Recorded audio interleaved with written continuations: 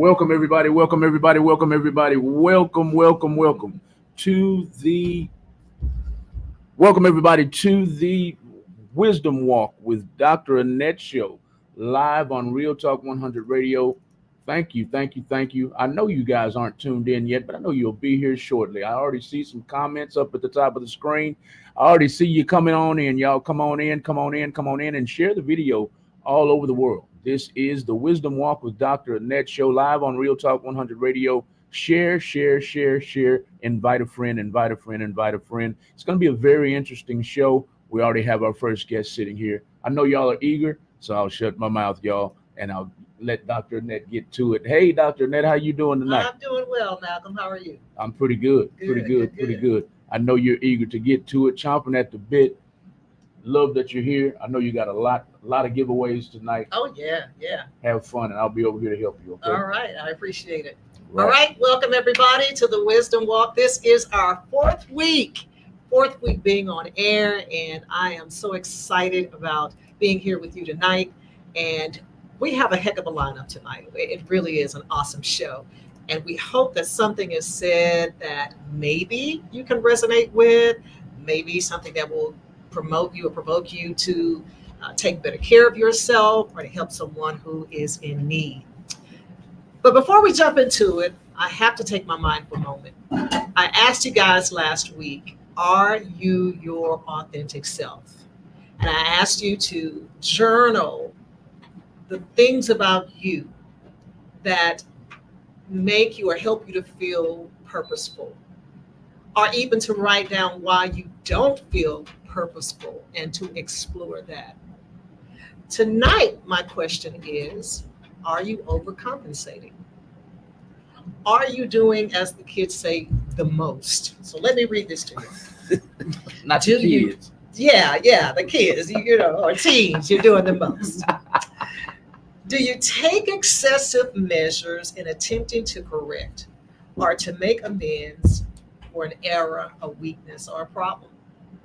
Do you take excessive reactions to a feeling of inferiority, guilt, or inadequacy, leading to an exaggerated attempt to overcome that feeling? So why do we overcompensate? Sometimes we overcompensate to avoid confrontation. Other times we do it to avoid leaving someone. Sometimes we do it to belong or to fit in. We do it to gain sympathy. And then sometimes, again, to cover up our inadequacies. So I want you to think about whether you are overcompensating and what that is doing to you psychologically and physically. All right, so that's your mindful moment. So my first guest tonight is a young lady by the name of Shayla, formerly Shayla Elliott, now Shayla Williams. Hint, hint. And I'm so glad to have her here. I have known her maybe about 5 years now, and then she and my son wed this past April. So I'm super excited about that. But she is a very intelligent young lady who is a nurse. So I won't talk too much. I'll let her fill you in on the details. So welcome. Thank you. Talk about what you do and I guess the importance of your job. So I am a clinical resource nurse. That is a fancy name for a clinical educator. I'm a nurse educator. What I do is I work in community health, and I educate nurses on how to be better nurses. So we do a lot of training and education. We formulate new education for both our patients and for nurses. So whenever something new rolls out, or when medications change, or when medical practice changes, then we'll go through and kind of do a roundtable with all the nurse managers and see, like, what are your needs in your area? Are we slipping anywhere? What can we do for remediation? And we'll help with performance improvement plans for the nurses and just making sure that they're keeping the high standards for our patients. Okay. Did you always know you wanted to be a nurse? I don't think I knew what I wanted to do. I didn't know what I wanted to do until I was in high school. Okay. My grandmother came down for my brother's graduation when I was a sophomore in high school, and she had a stroke. And everybody else had to work, and it was summertime, so I didn't have anything to do. So I sat up at the hospital with my grandma for about a week while she recovered, and I saw all the work that the people in the healthcare field did, and I was like, I think I could do that. Mhm. I've always liked to help people and to teach and to learn. So nursing kind of just fell hand in hand with the stuff that I like to do Mhm. anyway.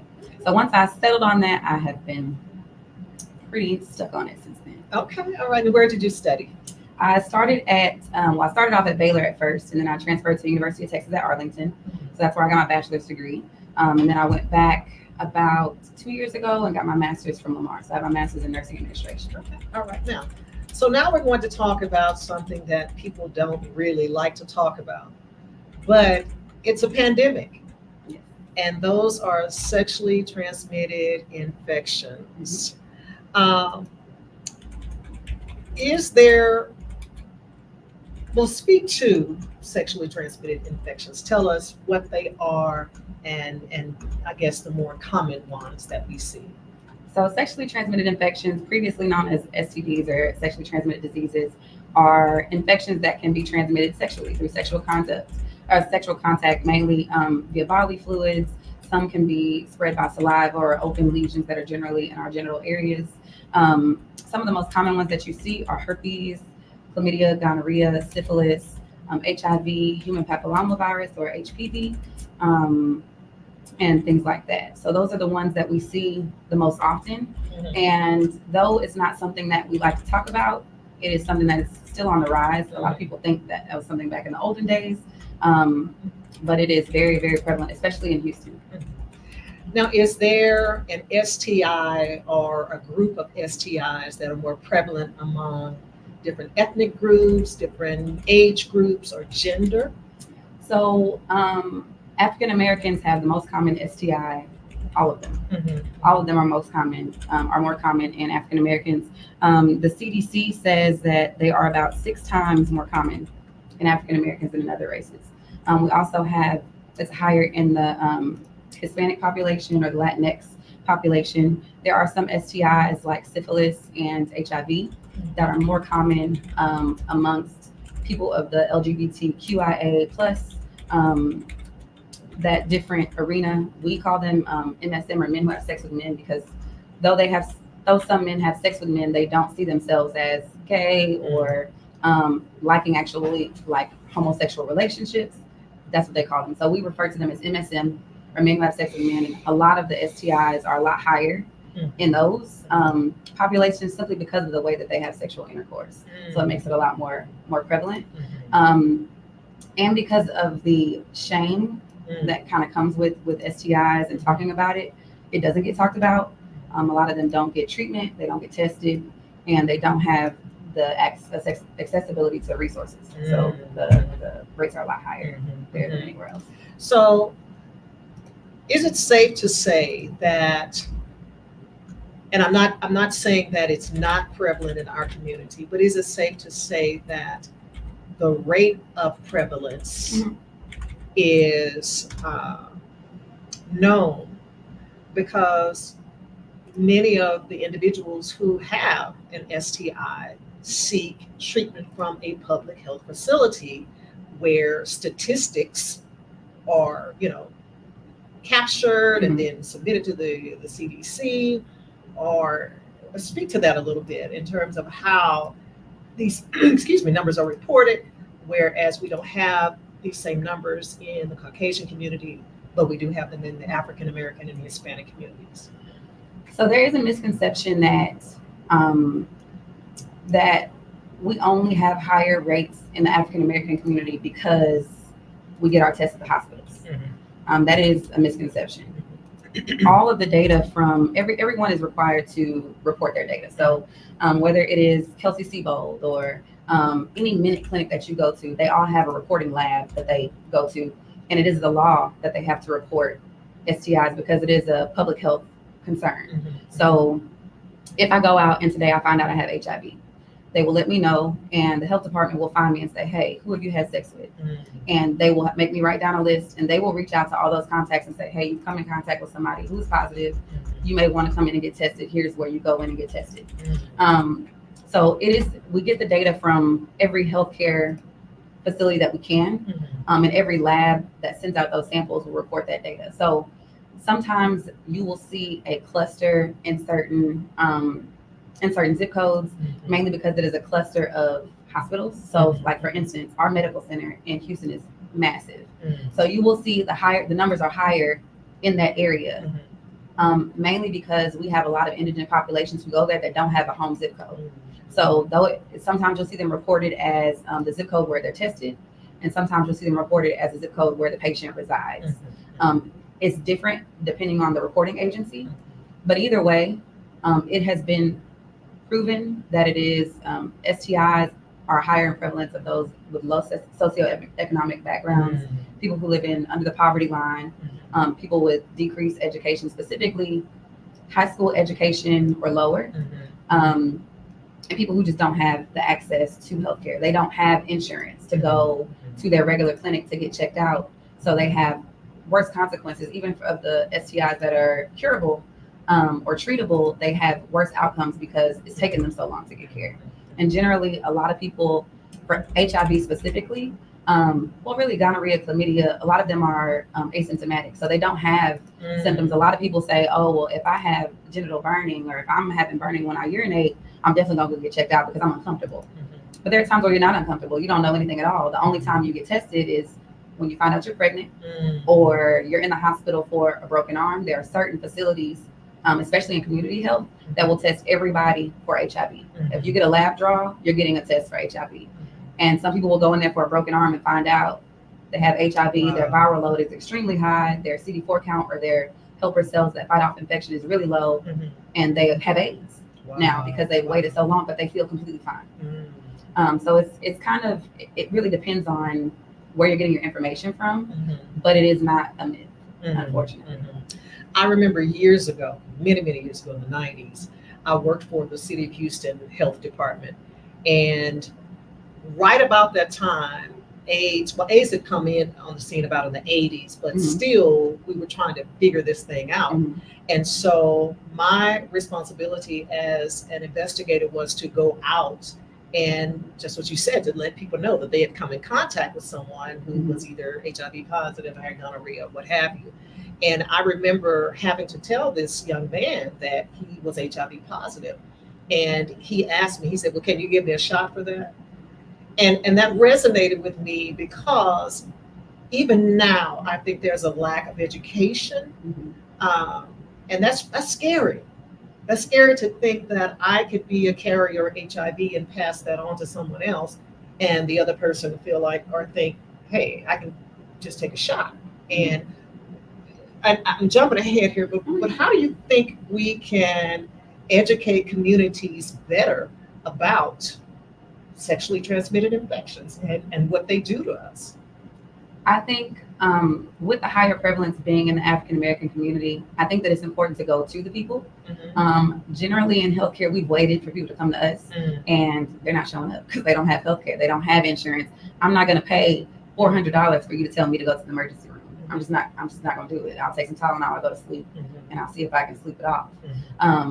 What we have to do is go to community health fairs, and there are a lot of churches, a lot of ministries that will facilitate having free testing. And then to just reduce the stigma, to let people know, if we were to have more of a kinship and have more of a, a sisterhood and a brotherhood in our community, there would be less of a, if I came to you and I said, hey, Miss Annette, I know that you used to do this, like, I have syphilis, I don't know where to go. There wouldn't be, oh, well, she has syphilis, like, let me not talk to you, or you're disgusting, where did you get it from? It would be me genuinely trying to link you up with the resources that I have. But a lot of the times people worry about how I'll be perceived, especially even people who, you think they have the education. I have the education, but I don't want to go because it's linked to me, or the people who I talk to, they're going to find out, or they're scared to tell people because they don't know, I have HIV, so does that mean my family can't eat off the same forks as me, or they can't eat off the plates? Do we have to eat off paper plates? We don't have a lot of, when things in our community fall off of the TV, nobody talks about it anymore. So if the news is not talking about it, we're not talking about it. And if we talk about it and we give those resources, we have those community centers, or we have physicians who are reaching out saying, hey, you're not going to be ostracized for this, or there is a pill that you can take. You're going to have it for forever, but your quality of life will be exponentially increased. Or, yeah, there is a shot, but let me tell you how you caught it. Mm. And let me tell you how to prevent it. And for those people who you did tell, like, you have to be transparent. Don't lie about who you had sex with. Write it down. It's not fair for those people not to get treatment because they may not have symptoms. And there are some STIs that turn into a lot more than just an STI. So if you don't get taken care of, it's kind of Pandora's box. It just spirals out of control. Okay. All right. Talking about STIs, I saw a billboard, Mhm. and it's the first one that I've seen in a long time that was encouraging pregnant women to be tested for any type of STI. Mhm.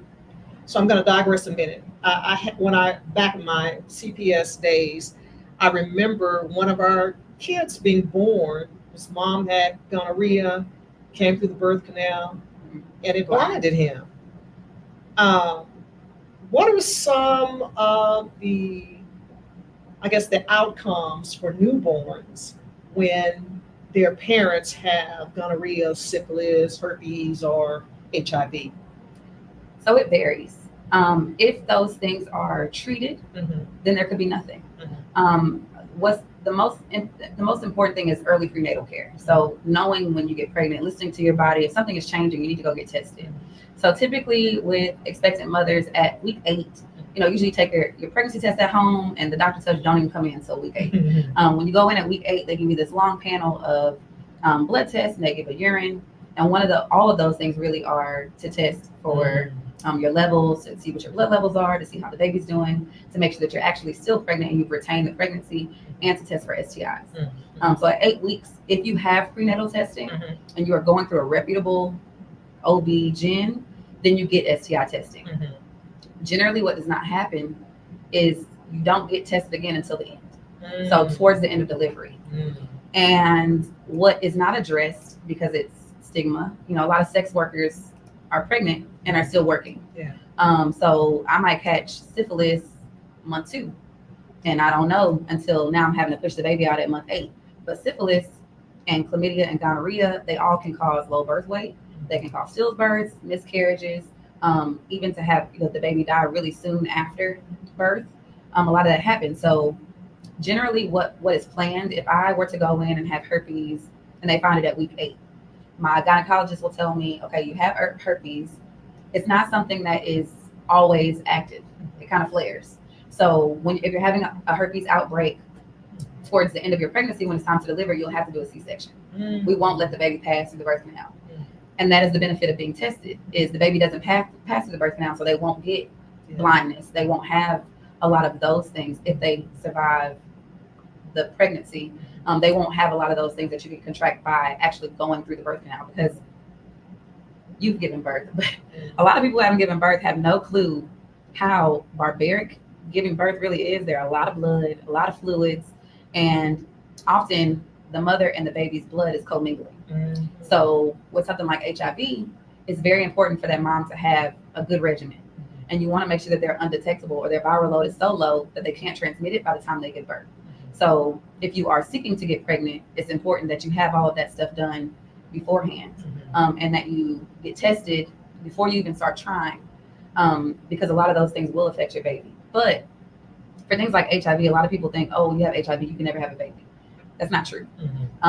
With good prenatal care, less than 1% of babies are born with HIV if the mother knows she has it and they've been adherent to their medication regimen. How is that possible, though?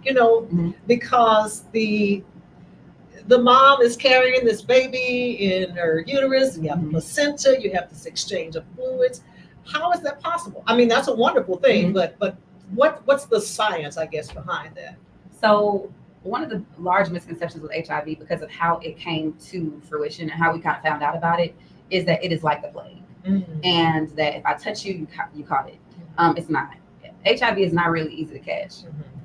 Generally, it is if you are having sexual intercourse.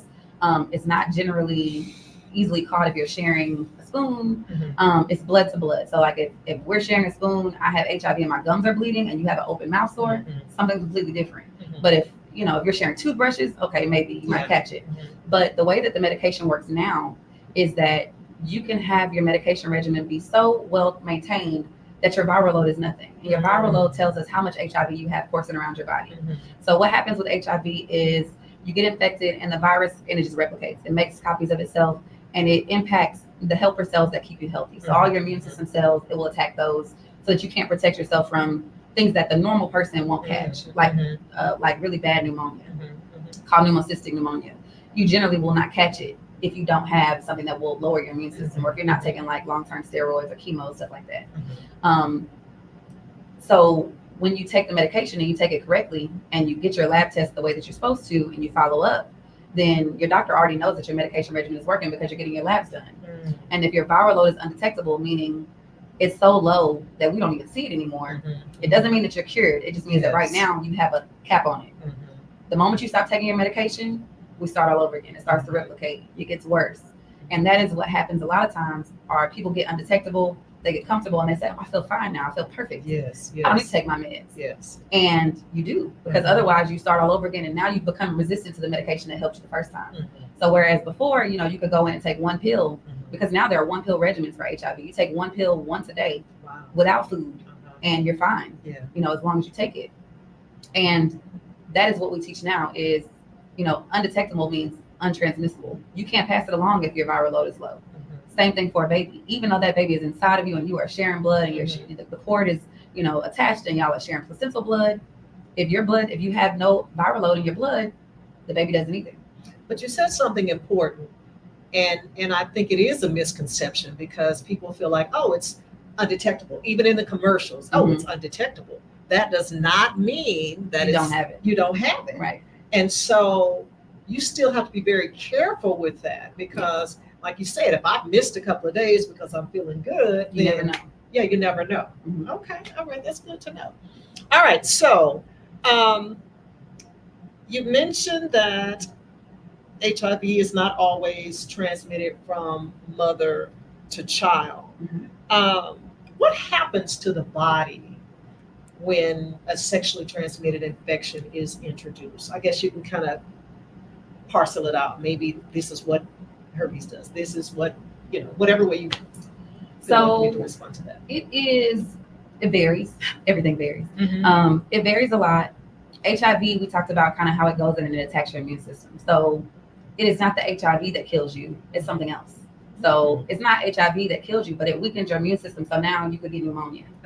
Or now you can get some weird bacterial infection because you were gardening and you had a finger, your fingers were cut and you were digging in the mud, and nobody else will get it because their immune system is high enough. But you, because you have no immune system, your body can't fight it off. Right. So people die of things like that with HIV, not necessarily the HIV itself. It's just that it opens you up to a lot of different things. So a lot of people who had HIV back in the 90s, 80s were dying from the medication, not from the HIV, because it was so hard on the kidneys and the liver that you had renal failure, and then you couldn't get a transplant because you had HIV. Who's going to give you a kidney? Who's going to give you, you're not going to be eligible for those things. Now our medications are not like that. So if you take the medication the way that you're supposed to, it works. If it doesn't, you are under monitoring. They can switch you to something else. We have a lot of different regimens that don't have those crazy side effects. Syphilis is curable, but once you have it, it's very easy to catch again. It can live dormant for a long time before you have a really bad flare. Syphilis is very, very dangerous, and in Houston, it is on the rise. The thing with HIV and all these STIs is that they really affect the younger population. So from ages 15 to about 24-ish, with the exception of herpes. Herpes sometimes is up to like 49. But for the most part, they're targeting our younger population who don't have sex ed knowledge. And then now they've removed sexual education from our schools. So unless your parents are having relationships that are good enough with their children to discuss it, they're not going to learn. They don't generally learn until college. And at that point, some of them already have STIs. So it's too late. So with syphilis, untreated, syphilis will kill you. Just interject. Isn't there something called an RPR level, I think, where it is always in your bloodstream? Is that correct? So it will show your RPR fluctuates. So when you go in, they tell you based on your RPR, they'll give you treatments. So the treatment, the general treatment for syphilis is bicillin, or it's like a penicillin injection. Very, very thick, very painful, very uncomfortable. If your viral load or your RPR is really high, then they'll give you like 3 doses over a week. So 1 week you'll get 1 dose. So 1 dose a week for 3 weeks. And it's about 4 milliliters, which is probably about this much, and the needle is about this long. Wow. And it's really thick, and very, very uncomfortable. Yeah. So once you take your treatment, it is not like a yes or no kind of thing. It's qualitative or it's quantitative. So it will go down over time. So if your RPR is like 1 to 325, we don't expect you to be 1 to 1 tomorrow. It's going to take, as long as you're trending down and you're going in the right direction, doctors are okay with that. You don't need more treatment. The problem is if you're at 1 to 32 and the next time you come, we've given you 1 shot and now you're 1 to 64. Whoa. It's too high. You doubled. We got to give you the 3 doses now. So with syphilis, it's very important to stay on it and to disclose. A lot of people will switch doctors and say, oh, I got my syphilis treated. I'm not worried about it. Syphilis can come as secondary syphilis, which means you'll have like a rash on your hand. It can become neurosyphilis, which means it'll affect your nerves. Can go to your brain. You can die. You'll have to get a spinal tap to see if it has gone to your, to go to your brain. And people will lose their sight, will lose their speech, all their motor functions.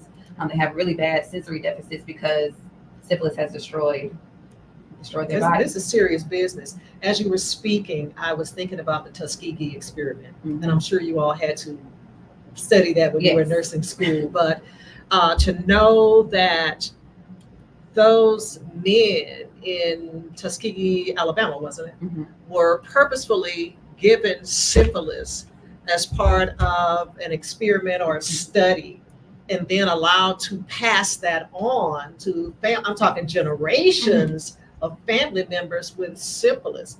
I cringe every time I think about it, because number one, it was heinous. But number two, thinking about how syphilis can also lead to sterilization. Yes, it can. Wow. It can cause sterilization in both men and infertility in women. But yeah, the Tuskegee experiments were unethical by all means. But especially when there was a cure, there was a treatment, and everybody else got it except for the Black people. And they withheld it on purpose, and they never told them it was syphilis. So even when they went to a doctor, they just thought they had bad blood. They didn't know, they couldn't call it syphilis, and they weren't testing back then. It wasn't something that was widely tested. So there were women who could never have children. There were children who were born with syphilis, children who were born blind because they did pass through the birth canal, and we didn't know that's what it was yet. And that is why community outreach is very important for our community, because this was done intentionally to Black people. Back in slavery, tests were done intentionally on Black people. We were given a lot of things. They maimed people on purpose to see if they could figure out, why our pain tolerance was so high. There are doctors now who think that Black people are superhuman and we have a higher pain tolerance. There's a mother in birth who has just given birth and you don't need pain medication, you're fine. That's not true. So it's very important to advocate for yourself, to advocate for your family members, to know your body, to take good care of yourself. And it's good to find a practitioner that you trust, because a lot of people will take from the Tuskegee experiments that we can't trust medicine. They're trying to sell us stuff that's wrong. They're trying to give us stuff, they're trying to kill us. They're big pharma. And I'm not saying that's not true. Everybody, there are bad people in every profession, but there are some really good doctors. And it really helps when you get a doctor who looks like you. If you don't trust anybody else, if you find a good doctor in your community who can go to bat for you and tell you, no, this is not right. Let me explain to you what's going on. Then people listen. And that's one of the reasons why I got into community health. And I don't preferably like to nurse at, the prestigious hospitals with the piano in the lobby, and, and everybody has great insurance and they ask you what you want for lunch and it's real nice and fancy. I don't like those places, because I understand that everybody needs healthcare, but it helps when your nurse looks like you. I can talk to somebody. I've sat in rooms with older Black women who are in their 80s, and the doctor's talking to them and talking to them and talking to them. They're giving their discharge instructions. They've taught them how to give themselves a feeding. They've taught them how to do IV antibiotics. And the doctor's like, you understand? And the patient's like, yeah, of course. Then I walk out and I say, you know what he said? And she's like, no, I don't know. But I don't want him to think I'm stupid. I can't read. He handed me this paper. I can't read that. So it's important to, even as a healthcare practitioner, if there are healthcare practitioners that are watching, that we check our biases. We don't We don't expect people to understand or to be able to read. We have to assess our learner. That's one of the things about education is, I can teach you something all day, but if that's not how you learn, you won't pick it up. And our patients are the same way. I can tell you this is for your glucose and it's to manage your glucose, but if I tell you it's for your sugar is too high. So you shouldn't be eating cake. You shouldn't be eating cookies because your sugar is what's high. Glucose means nothing to me. That you just brought up an interesting point, because when you talk about language comprehension, we have people 70s, 80s, whatever. You're right. I may not understand what insulin and diabetes or whatever, but I understand sugar. I understand blood pressure. Right.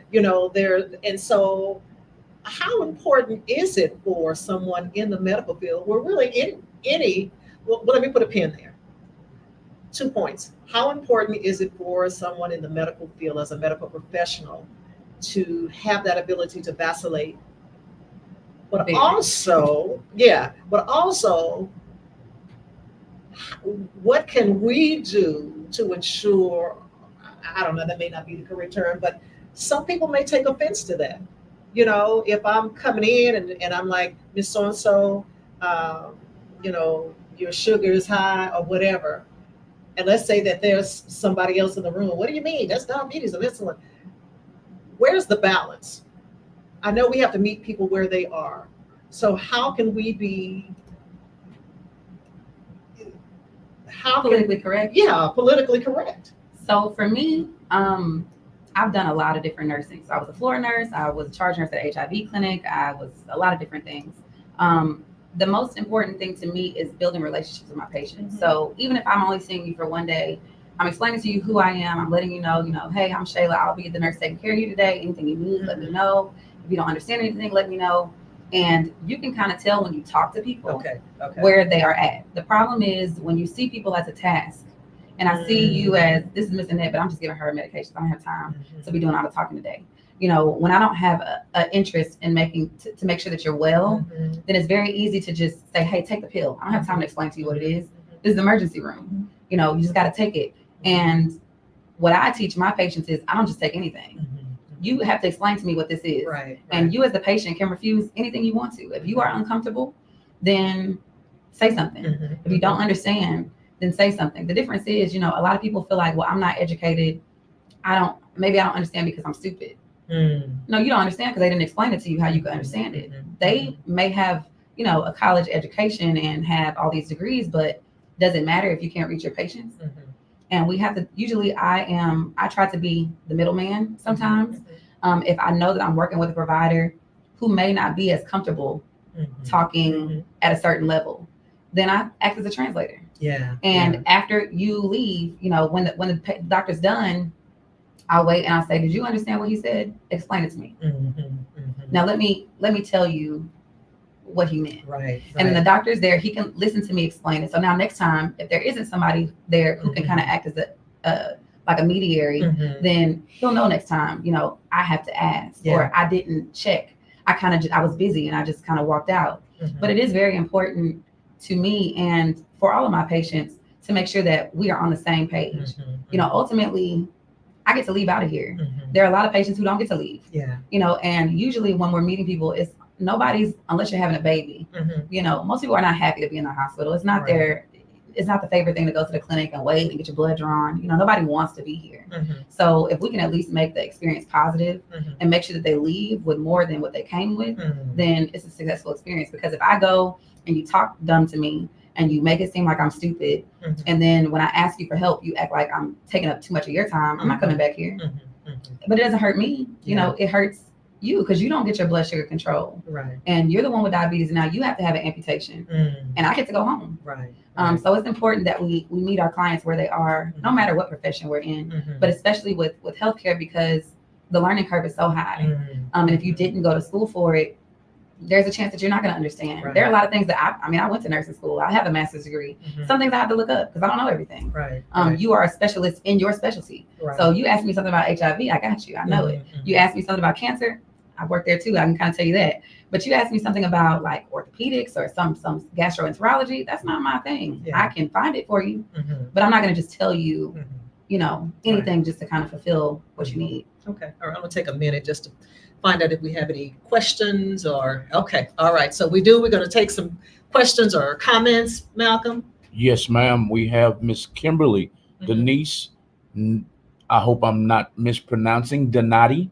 Kimberly Denise Donati Young. Mhm. She says, "How would we get tested and mental support after being diagnosed?" Mm, that's a So good one. getting for Hold on just a minute. okay, no problem.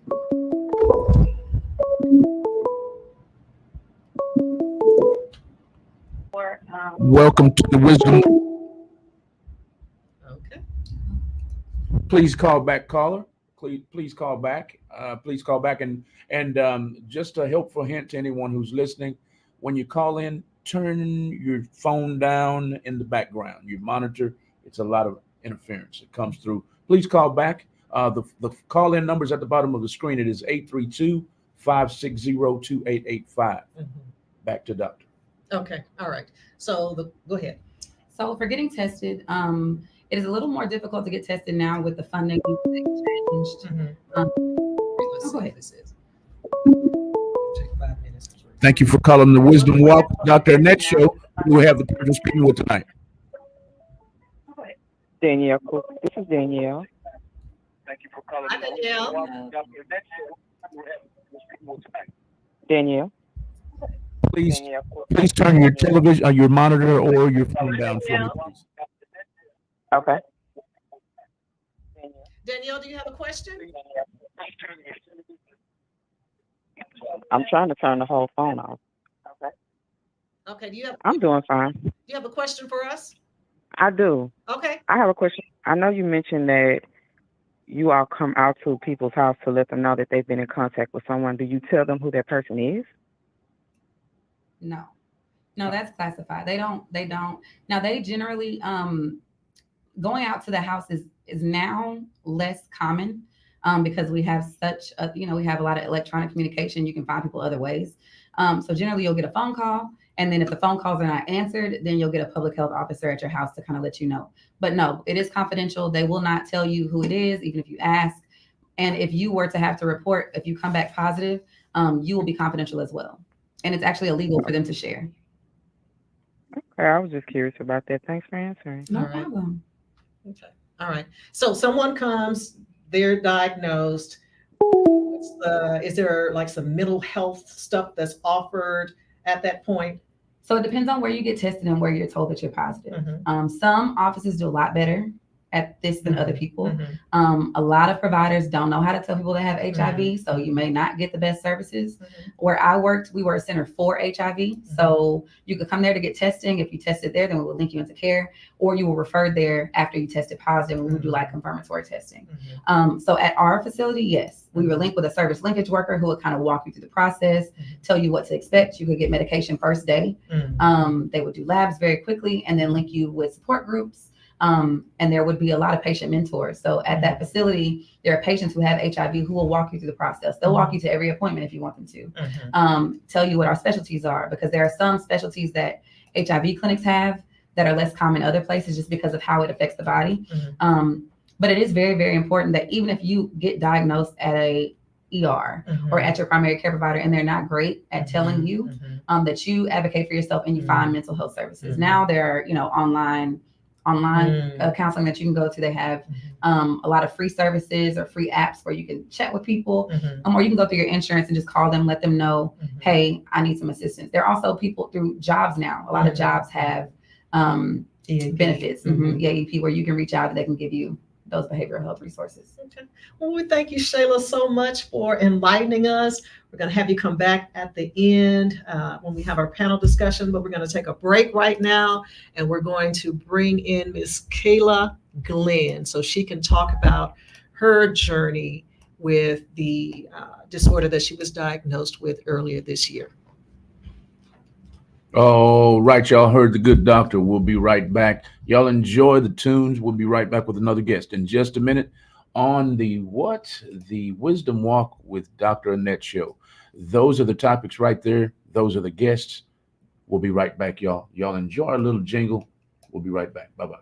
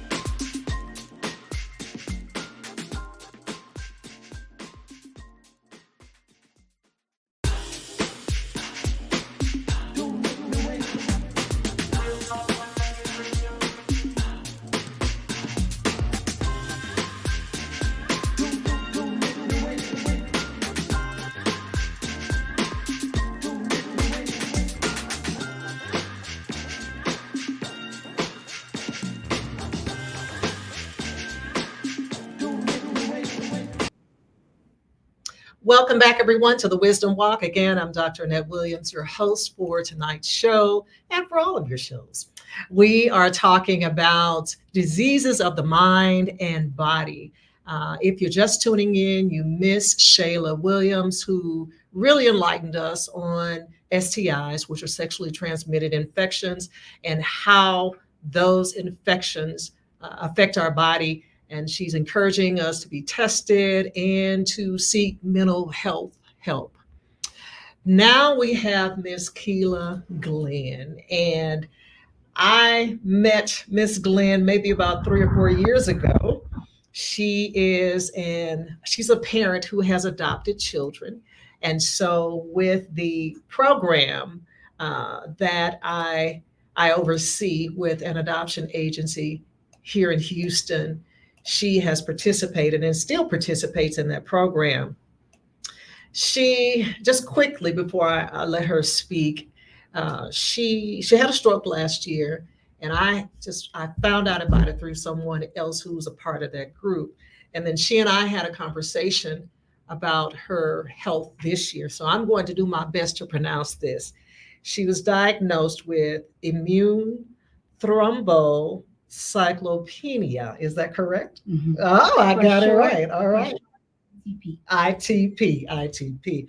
And she's going to tell us about how you found out that you actually had ITP. So let's go back to last year when you had the stroke. What were some of the symptoms leading up to that? Okay, so symptoms leading up to stroke is, headaches, high blood pressure, floaters, different things like that. And I think that I just wasn't listening to my body. So my condition, I kind of have, it's a twofold. It's weird. So with strokes, it deals with blood clotting. Mhm. So I have lupus coagulant, and so I'm on blood thinners because my blood clots, which causes the TIAs and the strokes. Mhm. But then with ITP, it deals with platelets and lack of clotting, Mhm. because your low platelet count means that your blood isn't clotting. Mhm. So therefore, right now, I'm not on blood thinners because my platelet count had been so low, they had to take me off of it. Mm. So, and with the risk of being off of it, it's a risk of me getting a clot at some point once my platelets come up, Mhm. and may cause a TIA or a stroke again. Mhm. So it's weird. Mhm. I don't know. It all deals with the autoimmune. Mhm. And so with that, last year I had the stroke, and it's all goes back to stress. Mhm. Stress, and that's why it's really important to find balance in your Mhm. life, and to alleviate those things, because stress really kills. It does. It's a silent killer. Mhm. Mhm. Let me get you to turn just a little bit. Okay. Sorry. Thank you. Yes, it's a silent killer. All right. So you sent me an email a few weeks ago, and in the email you said, let me tell you about my journey. So tell us about that ITP journey. Okay, so back in 2018, another time where I wasn't really listening to my body, because I had never heard of ITP, didn't know anything about it. But I had started when I had the TIAs. I went to the hospital and found out when they did the MRI that I had 5, and one had been years ago. So I had been having them going on, and I knew something was happening. You were having strokes? I was having strokes. Wow. Many strokes. Yeah. And I didn't know what I was having. Okay. I just was kind of ignoring it and just like, oh, I'm tired. Oh, I have high blood pressure. And I was just like, oh, I need to, just need to work out more, things like that. But when I had something, I was at work, and I could feel my speech being slurred. And I said, something's not right. And they called my aunt, and she took me to the hospital, and they did the MRI, and they saw that I had all these old strokes from over the years, Mhm. and they could tell. And so from then is when I started going to Texas Oncology, Hematology, that they started monitoring, got me on blood thinners. And so they monitor my blood. And so from there, I would just go there for maintenance. And then in 2018 is when I was at work, and I went to the bathroom, and there was blood in my urine. Mhm. And so I was like, what is this? And so I would scratch my leg, and then, when you're scratching your leg, and then it's like red streaks, I was bruising. So then I went to the urgent care, And then he was like, are you scratching and you're bruising? And then he did my labs, and my hemoglobin was low and my platelets were low. He said, well, you need to go to the ER. So I went to the ER, and then that's when they said, your platelets are low. And they started running all these tests. And then my doctors from hematology, Texas Oncology, came over at that hospital. And then they were like, you have ran tests. And they said, well, you have ITP and it's low platelet count, and we're going to have to give you a platelet transfusion. I was unaware of what any of that stuff was. And so they kind of explained it to me. And then so they gave me a blood platelet transfusion at that time. And then they give you steroids because the steroids will bring the platelets up. And so it wasn't happening. So then they gave me another platelet transfusion. Platelets still weren't going up. And so this time they said, okay, Miss Glenn, we're going to have to transport you to the medical center if your platelets don't start coming up with the steroids.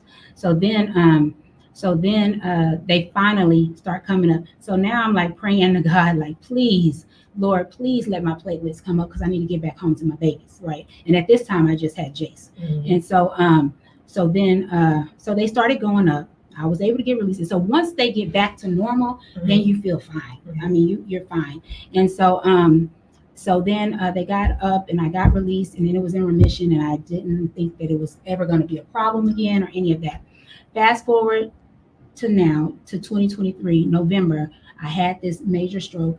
I was on a job, situation happened, I was stressed out, went home, just wasn't feeling good, had a cold, and usually it's brought on by something viral or bacterial too. So I had a cold, ear infection and all of that. So I think that brought on the stroke, the stress or whatever. So I had this stroke, called my uncle. I was on the phone with my aunt, and she was like, I couldn't stop throwing up and all of that. She said, call 911. Get off the phone with me, call 911. My uncle came over to the house. The ambulance came, and they took me to the hospital. And my son got on the phone and called my friend and said, Mommy needs help. So she came over and she got him, and she said, do you want us to take you to the hospital? And I said, no, I'll be fine. Just take him and go on. Take the kids and go. And so when they did that and the ambulance came, they took me to the hospital, and they were like, are you okay? And I was like, I don't know what's going on. And when I got there, they said, you had a major stroke. And I didn't know that what was going on because I didn't have the slurred speech. I didn't have all of the major, like the mobility. I didn't have any of that. What I did have was a little cognitive. My thinking is a little off. It takes me a little time to process things. I did have to go to physical therapy and occupational therapy. I had a walker for a little while, but as far as my physical appearance, I didn't have any of that affected. And then so I came back home. I was off about 6 months without pay because I had just started that job. So I didn't have any time, but I was paying into disability. When I tried to apply for disability, they told me I didn't qualify for disability because I had a pre-existing condition. Well, that was unaware to me. So I'm like, well, I won't be paying for disability anymore. So so when I went back to work, and then I was put on a leave, and I with pay. And then so temporarily I was off so long without pay, I was behind on everything. And then, but like I was telling this gentleman, is that God does things for a reason. I was able to spend time with my son and identify some issues that he was having and get him a full individual evaluation done on him because I was going to have him retained in second grade at that time. And because he was struggling. So I was able to pay attention and focus on him during that time I was at home and get him some services. And he was able to qualify. So March 30th, he qualified and his services began. So he's identified, he has ADHD, he has dyslexia, speech, autism, all of these different disabilities, learning disabled and reading and math, but now he's getting the services he needs and his grades are so much better. His confidence is up because he's high functioning, and he's just an awesome kid. But I wouldn't have been able to do that had I been distracted by work and everything. And so over the summer, so that happened then. So then over the summer, I resigned on August the 29th. And then so my insurance stopped on that day. I didn't know that. I thought it was going to last till September. But I had just come back from a trip visiting my cousin in California. And I was like, I'm going to celebrate me. I had no business going on that trip, but I went. And I came back and I was like, man, I don't feel good. My throat is hurting. And so I was reluctant to go to the doctor because I didn't have insurance. Mm-hmm. And so my friend told me that they can't deny you medical service if you don't have insurance. But I found a free clinic to meet a virtual appointment online. Mm-hmm. And so he called me in some antibiotics, something for coughing, and then told me to go take another COVID test. And so when I woke up the next morning, I felt like I had been hit by a truck. Wow. And I was just had a fever of 103.5. And I knew I had blood clots in my mouth. And that's a sign of ICD because you start bleeding. Mm-hmm. And I had blood in my urine. And I kept going to the bathroom. And I was like, is it orange? Is it? And I kept, but I knew what was going on. I just was trying to ignore it. Again, not listening to my body. And then I had bruises popping up everywhere. And so then I said, okay, I'm going to go to Texas Oncology because I have a relationship with them and I know they'll do my labs and they understand that I don't have insurance and everything. And so I went by and I said, I need to get some labs done. Something's not right. So Keila, just to interrupt just a second. So is this a form of cancer? It's not a form of cancer. Uh-huh. It's an autoimmune disorder. Okay. Mm-hmm. And so, but it's treated because oncology and hematology, they kind of go hand in hand. And so, so when I went there, they did my lab work and they called me back and they said, Ms. Glenn, what's going on? Your platelets are at 8. And when she said 8, that's like 8,000. Normal is 195,000. And she said, your hemoglobin is at 4. You need to go straight from here to the hospital. I'm like, I can't do that. I got to go pick up my son. I got to go do this, that, the third. And I'm starting a new job on Monday, September the 11th. I'm starting a new job. And then so she's like, no, you can't do that. You got to go to the hospital. And then so I went on and I went to go get my son. Anyway, she said, take the labs and go. I went to go get my son. And I told Jace, I said, Mommy has to go to the hospital and get checked out. And he's used to that. And so I said, and then we go get Malachi. And he said, okay, Mommy. So we go and to the hospital and they do their labs. I give them the labs that I brought. They do their labs and I'm sitting down and I'm waiting, Jace and I. And they come back and they say, oh, Miss Glenn, we're going to have to admit you. And I said, no, I got to go pick up my other son and then I'll come back. They said, you're going to have to stay because if you leave, you're going to have to sign an AMA. And so I'm like, but I'm not prepared to stay. And so then they say, well, if you leave, you're going to die. And my son, my 8-year-old son is sitting there looking at me and I'm like, okay, well, maybe he, and I hate that he said that in front of him, but he had to put things in perspective for me. Yeah. So at that moment, it became more about him and less about me. So I said, okay, well, let me make some calls. I had to start calling the village. All right, well, I need you to come up here and come get Jace. I need you to go get Malachi. Then I call my family. Okay, Uncle, they're not gonna let me leave. I need you to, and start doing all that because I had no clothes, I had nothing. And so then my gallbladder was inflamed. And so they did start running all the tests because my stomach was hurting. I had this fever that wouldn't go away. So they knew I had an infection somewhere. So the gallbladder was infected. I had pneumonia. I had bronchitis. I had a pancreas infection, liver infection, kidney infection. Every internal thing in my body was infected. I think I was probably about to go septic or something. And so then she said, the doctor came and she goes, well, this was all started by a cold.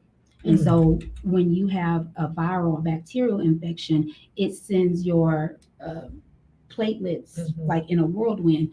So she was like, we have to get you, situated. They really wanted to do emergency surgery on that gallbladder, but they couldn't do that because my platelets were so low. So they went on and they admitted me. And so they gave me 2 blood transfusions, 2 blood platelet transfusions, and a whole bunch of steroids and a bunch of antibiotics to try to get rid of the infections and everything. And the whole time I was still full of energy. I was still like, I got to do this. They were like, do you need me to give you a bath? And I was like, no, because my mindset when I'm in there is that I have to keep taking care of myself because when I get out, I still have 2 kids that I have to take care of. So I want to pause you just for a minute. Go back and just slowly say every organ that was affected in your body. My pancreas, You said all of these were infected. I had a pancreas infection, a kidney infection, a liver infection, a gallbladder infection.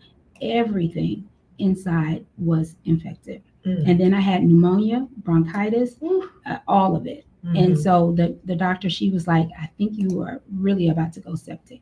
Like, I don't know if everything was about to shut down, but it was really bad. And so this time it came back with a vengeance. And so I was like, oh my gosh. So when I was in that hospital room, and that's when I just had a talk with God, because if you look at me, I've been through like hell and back, and I don't even look like it. And God was like, Keila, I've done so much for you. And you praise me privately, but now it's time for you to praise me publicly. You don't look like what you've been through. Nobody can tell what you've been through. Nobody's known I've been sick, because I really don't even talk about it. But now I feel like I'm on the other side, because he saved my life. And I begged him, because if I had died in that hospital like the doctor said I could have, I would have left my children with nothing but a mountain of debt. I didn't have anything in order for them. And I said, Lord, no, I need to get my finances in order. I need to leave a legacy for my kids. I need to just get everything together. I need to get myself better. I'm ready to move out of your way. I'm ready for you to take the lead. I'm ready to do your job. And that's what I'm trying to do. I'm leaning on his understanding and not my own. Because all this time I've been trying to do it my way and not his way. And so this time it's all about doing it his way. And that's just where I'm at with this, because he's done it for me and he can do it for everybody else. And when I share my story on Facebook, and so many people have reached out to me, and it's not just about ITP awareness, it's about mental health awareness, because this is taking a toll on me with anxiety and stress. It's about adoption. I have had people reach out to me about adoption, and that's something that is very near and dear to my heart, because people feel like I lost a child. I lost a child because of my condition. I got a blood clot in my umbilical cord, and I lost a child because of that. And because I lost a child, does that mean that I cannot be a mom? I'm an educator. I dedicated my life to taking care of children and I'm passionate about children. And no, I still wanted to be a mom. And other people out there that have fertility issues and things like that feel like the only way, if they can't have a baby naturally, that they can't be a mom. You can still be a parent. And so one thing that I struggle with is the fact that I adopted my children and then I got sick. So that part is like, I brought them into this. I deal with that every single day. So I constantly am trying to make it up to them, which I shouldn't. You know, my friends like you or my family don't feel guilty about that. But because I didn't choose the disease, I didn't choose the disease. And then but it's just, I said, I'm going to do better. I'm going to do better. I'm going to take care of myself. I'm going to make sure that they are taken care of and make sure that they can make wise decisions and that they grow up to be respectable human beings and learn how to be financially sound, because financial literacy is important. And that's what I want to help the community with as well. Financial literacy, adoption, ITP awareness, mental health, and then like animal rescue, because animals are near and dear to me as well. And just resources. I was telling this young man also earlier, I called a number that helps women the other day, and I was just like, just let me share my story. Just let me be transparent. And you tell me if I qualify for anything. Because sometimes we think, oh, we have a job, we have these things now that we're not going to qualify for anything. And I just told her everything. I said, I'm getting back on my feet, but I'm struggling and I'm in a really hard place. And then she said, oh, Mama Bear, you qualify for a lot of things. And so she just gave me, she said, I'm gonna send all these resources to your text, and you reach out to the United Way, you reach out to Habitat for Humanity, you reach out to all these different people. And that's something. We don't know about these resources until you start reaching out and looking and tell people your story and they understand your circumstance. Now it's a sliding scale, child care subsidies, all these different things. It's a sliding scale, and it's to help you while you're rebuilding your life. I want to interject. Perfect place to break. First. Yes, ma'am. We Keela's family and friends are in the building. We have Mr. Ty Gabriel. Mr. Ty Gabriel says, Keila, Glenn is my boss. She is so amazing, a true fighter. and Okay. she has an amazing spirit. Mhm. We have Miss Crescia Lane is in the building. Crescia says, Keela is my cousin. I'm so proud of her. She's tuned in. And we have Miss Linda Imasai. I hope I'm saying that right again. She wants you to clarify, Okay. back up a little bit and clarify about what you said about scratching your leg in correlation to blood in the urine. Mm. She Yes. wanted you to clarify that. Hold your thought for just a minute. We also Ty Gabriel came back again. He said, "Share your testimony, Keela Glenn. By the grace of God, you are still here." And Linda says, "You are a blessing to your kids and for sharing your story." So Thank you. clarify. So I was scratching my leg, like you're itching and you're just scratching. And normally you just scratch and it's fine. But it was like whips, but it was like red marks that weren't going away. So there was like blood streaks. Mm. And so that's what it was, blood streaks. And then blood in my urine when you're urinating, and it's like you're bleeding Internally. and it's mixed in your urine. Mhm. And that's what it is. It's kind of like if you're on your menstrual cycle, but it's not, because I wasn't having a menstrual cycle. So I knew that, but it was, my urine was red. Mhm. And so it's like you're bleeding internally. Mhm. Mhm. Okay. Okay. Thank you for that. Put your information on the screen. Keela, put all your information on the screen. We all hear what this young lady's going through. And we want you guys to, reach into your hearts, your minds, and, we definitely sympathize with what's going on. That's terrible. I mean, I'm gonna repeat what she told me one day when we were talking on the phone. She said she has $150,000 medical bill, mm-mm. and then she said she went to the mailbox the next day, and that was a $200,000 medical bill. Mm-mm. So you might not be in this place right now, but guys, I'm asking you to dig deep. And Miss Glenn's Cash App is on the screen. Nothing is too small. Nothing is too large. And not only that, so I'm going to go ahead and put it out. She's having some home issues.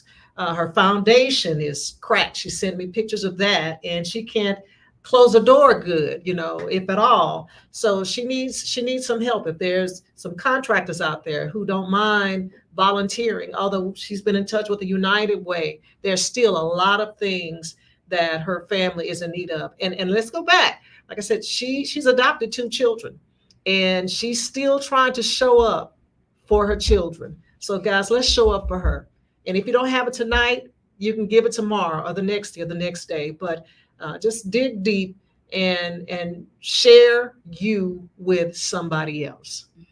And this is a very rare disease, Mhm. a very rare disease. And removing my spleen is like 80% effective. So I had a post-surgery. I had surgery on the 19th of last week, and I had a post-surgery appointment with my doctor today. And just since I removed my spleen from last week, my platelets have jumped up to 175,000. Wow. Because the spleen is a house. That's where they were housed, and that's where they were fighting and all of that and killing each other off. So now that is removed, and so now they're up. They have decreased my steroid count, so I can start getting off of that. Each week we're decreased by 10 milligrams, and they're starting to start to reintroduce my blood thinners, so I can make sure that that we manage the stroke aspect of it. So I think that, and I feel great. I feel great. I love the job, and everything is getting back together. So I know we're going to get back on our feet. We just are going through a tough time right now. Yeah. And so you started working like 2 days ago? I went back to work on Wednesday after Okay. the surgery, Yeah. but I was at work prior to the surgery. Mhm. So I was having to take off from work to go to my doctor's appointments, my pre-op. And when I don't work, I don't get paid because I haven't been there Mhm. for a very long time. So I'm trying to, accrue time and everything like that. Okay. What message do you have for our viewers? My message is nothing is too hard for God. Our God is a healing God, and never to give up. He knows the desires of our heart. and to just always just pray and just be honest with him, be specific with him in your prayer, and be transparent. He knows the desires of our heart. Mhm. Well, I want to thank you for your transparency and for coming. Thank you for having me. Not a problem, not a problem. We're going to take a break. Mhm. And so if you can just stick around, Mhm. we're going to bring everybody back at the end so we can field any additional questions and just kind of wrap up. Okay, perfect. All right, so just hold tight. Before we go on that break, we have someone special near and dear to your heart that says, Oh, "You look beautiful, Mom." oh. Miss Deja, Miss Deja Osadeko. Thank you, baby. Thank y'all for joining the Wisdom Walk with Dr. Annette show live on Real Talk 100 Radio. We hope you enjoy our little jingle. We'll be right back with the doctor and her guests.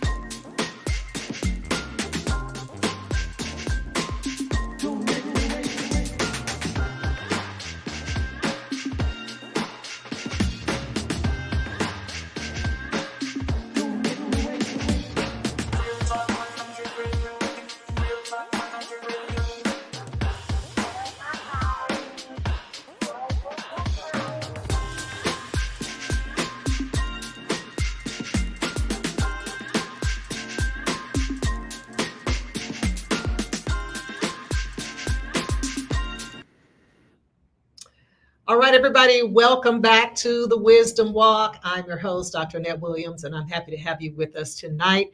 Shout out to Malcolm, though. He's always on it every week, and so I just want him to know that I appreciate him and appreciate everything you do here at Real Talk. Thank you, ma'am. All right. So if you're just tuning in, you missed Shayla Williams, who is a clinical, I think, community health nurse. She spoke to us about sexually transmitted infections and the implications on the body, treatment, and even mental health support. We had Keela Glenn, who shared her ITP story. And I just sent out a plea for you guys to help her in any way that you can. You can send it Cash App, her Cash App handle. It was up on the screen, and I know Malcolm will bring it back. Just put yourself in that position to have almost $250,000, $500,000 in medical debt. So That's crazy. yeah, that's crazy. I can't even fathom. That's a lot of money. That's a lot of money. And so if you can make a donation tonight, we'll be so grateful for that. All right. So I'm equally as happy to have Mr. Donaldson Betts, Yes, ma'am. who is also a registered nurse. Yes. And he is going to talk to us about psychiatric diagnoses, but specifically, you are a psychiatric nurse. So I'm a blend. Right? You're a blend. I'm a blend. I've done psychiatric medicine. I've done emergency medicine, but psychiatric medicine has always been the one that's been closest and dearest to my heart. Mm-hmm. When I asked my son about you, I said, "Son, I need someone to come and talk about." He said, "Oh, that's Betts all day long." He said he just loves it. I said, "Okay." That's my thing. And people always ask me, "Well, how'd you get into psychiatry?" Right? And there's a running joke with psychiatric nurses that psychiatric nurses are psychiatric patients, right? Mm-hmm. And so I have two answers that I generally give people when they ask me, "Well, how did you get into it?" Right? Mm-hmm. The answer I generally give people is, initially I was going to school to be an African American history professor. Well, I'm in a history class at HCC. There's a black guy and a Hispanic lady there, and they're both nurses, and they're going back for their BSN. And I was like, why are y'all going back for that? And the guy told me, this is back when they still had the green sheet. He said, just open up the green sheet and look how many jobs there are. I opened it up, and I never went back for school for history. But the real answer is that as a child, even as a adolescent and into adulthood, I've dealt with anxiety and depression, right? Mm-hmm. And so when you try to find the solutions for yourself, you want to help other people along the way. So that's the true reason that I got into psychiatry. Okay, all right. Remind me to ask you about what you're doing for yourself in terms of your mental health journey. Maybe that can help someone else. Absolutely. Okay, all right. All right, so where'd you study?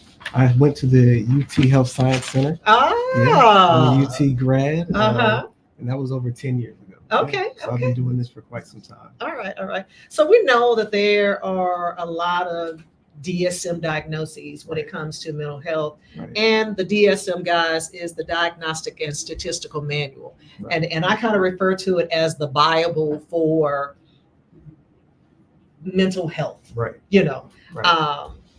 And it's changed. We left the DSM-4, now we're in the DSM-5. What are some of the more common mental health disorders or that you see in your work? I deal with a very niche type of psychiatry, right? It's a blend of emergency room and psychiatric medicine, right? So when I'm seeing people, they're agitated, combative, and aggressive. So I'm getting drug use, substance abuse. I'm getting people that are manic. And over the last few years, I would say within the last 2 years, there's been a big spike in the autistic population, specifically more the lower functioning ones, because what's starting to happen is they're getting older. And some of their parents aren't able to deal with some of these behaviors. And some traditional medicines don't seem to be as effective for them. And so the emergency room is that last stop for a lot of those patients. So that's generally what and suicide and depression, but generally aggressive patients. So with the patients with autism, are they self-medicating or just come in combative because I'm overstimulated or whatever? It depends. It depends on what their level of function is, right? A lot of the parents, they do know what triggers their, I was going to say patients, but their children. And a lot of times it's poor medication compliance or switching medications, because it seems like a lot of the patients from the autistic population quickly gain a tolerance for their medications and they have to switch to something else. But the problem is, especially for the nonverbal ones, they can't tell you, mommy, the hallucinations are getting worse or I'm becoming more aggressive. So switching of the medications isn't always beneficial. So they have to come to the hospital, get inpatient, stay for longer times to really adjust those medications. So it's becoming an ongoing problem. Okay. Now this was not part of the interview questions, but I sent. But I heard you speak about research, and I want to know if you have read or heard about immunizations being connected, or there's a correlation between immunizations and autism. I've heard about that, but they say it's the colloidal silver in it or something like that. I briefly touched on the research, and I'm glad that you asked me that, because it kind of goes back to the previous question that you were asking me about what do I do for myself, right? So it's a long way of getting around to it. Before I took the current position that I'm in, I went to school at UT for a psychiatric nurse practitioner. And while I was in the didactic portion, I noticed something really interesting about the medications. A lot of the medications that they tell you to take, they tell you not to take with certain foods. And I was like, well, why is that? Because they'll exacerbate the, like kale, for example, will make your blood thinner. So they tell you not to take it with blood thinners. And my mind was like, well, wait a second, why not just eat kale? So I'm a big proponent of food being the medicine. And going back to the question about vaccines, I say all that to say I don't take anything out. There's a possibility that it could be true, right? That it could be advanced maternal age that can cause autism. It could be vaccines. So I do believe that there's a possibility, there's a correlation. And just in case you didn't know, folks, autism is more prevalent in boys than it is girls. Correct. And so we still don't understand that, but that's just interesting. Okay. All right. Is there, let's see, what do you see that's most prevalent in adults and then most prevalent in children? Like I said, it's changing. I'm seeing a much higher rise in autism than the first 5 years of when I was doing this. And for adults, I'm seeing higher incidence of anxiety, of depression, and synthetic cannabinoid use. Like that's going through the roof. And I would tell everybody out there, don't take that stuff. It's not tested. You can do whatever you want on your free time, but getting those types of things from those markets, you don't really know what they're going to do to your mental state. I've had patients come in that have, and this is, I'm not exaggerating this at all. I've had patients come into the emergency room for synthetic cannabis use and go into psychosis and stay there long. I'm talking about over the span of 7 days, no medications touching them, and they have to get admitted into the hospital. And this is somebody, according to their friends and family, that have never had any psychotic breaks. And the only thing that's changed are the use of synthetic marijuana. So that's a really big thing. Okay, guys, just saying Don't do it. Don't do it. Fake weed. Yeah, don't do it. That's what he's talking about. Don't do it. Okay. Don't do it. What about people who vape? I mean, are I would you stay away from it. Stay okay. I would stay away from that as well. From a medical side, and Shayla can attest to this, people were having glass opacities on their lungs, is vape injuries. Once again, there are things in these. You're getting a little bit of pleasure, but you might have a lifetime of pain from that. I would not recommend that to anybody. Stay away from it. I have a quick question on that note. I do not partake in drugs. I think I've told Doctor before. All right. If I haven't, I'm about to say it now. All right. I'm gonna tell you the commercial that right. scared me from doing drugs the rest What's of my life. The 2 eggs frying in the pan. Right. Remember that? Yeah. That's my dad. He did a deal on me. He did me wrong. So I stayed away from that. But anyway, on the subject of vapes, yes, I don't vape either. All right. But occasionally I do hookahs. All right. I would stay away from that as well. Stay away. All of that there's chemicals in it. There's no filters in it. You are still smoking.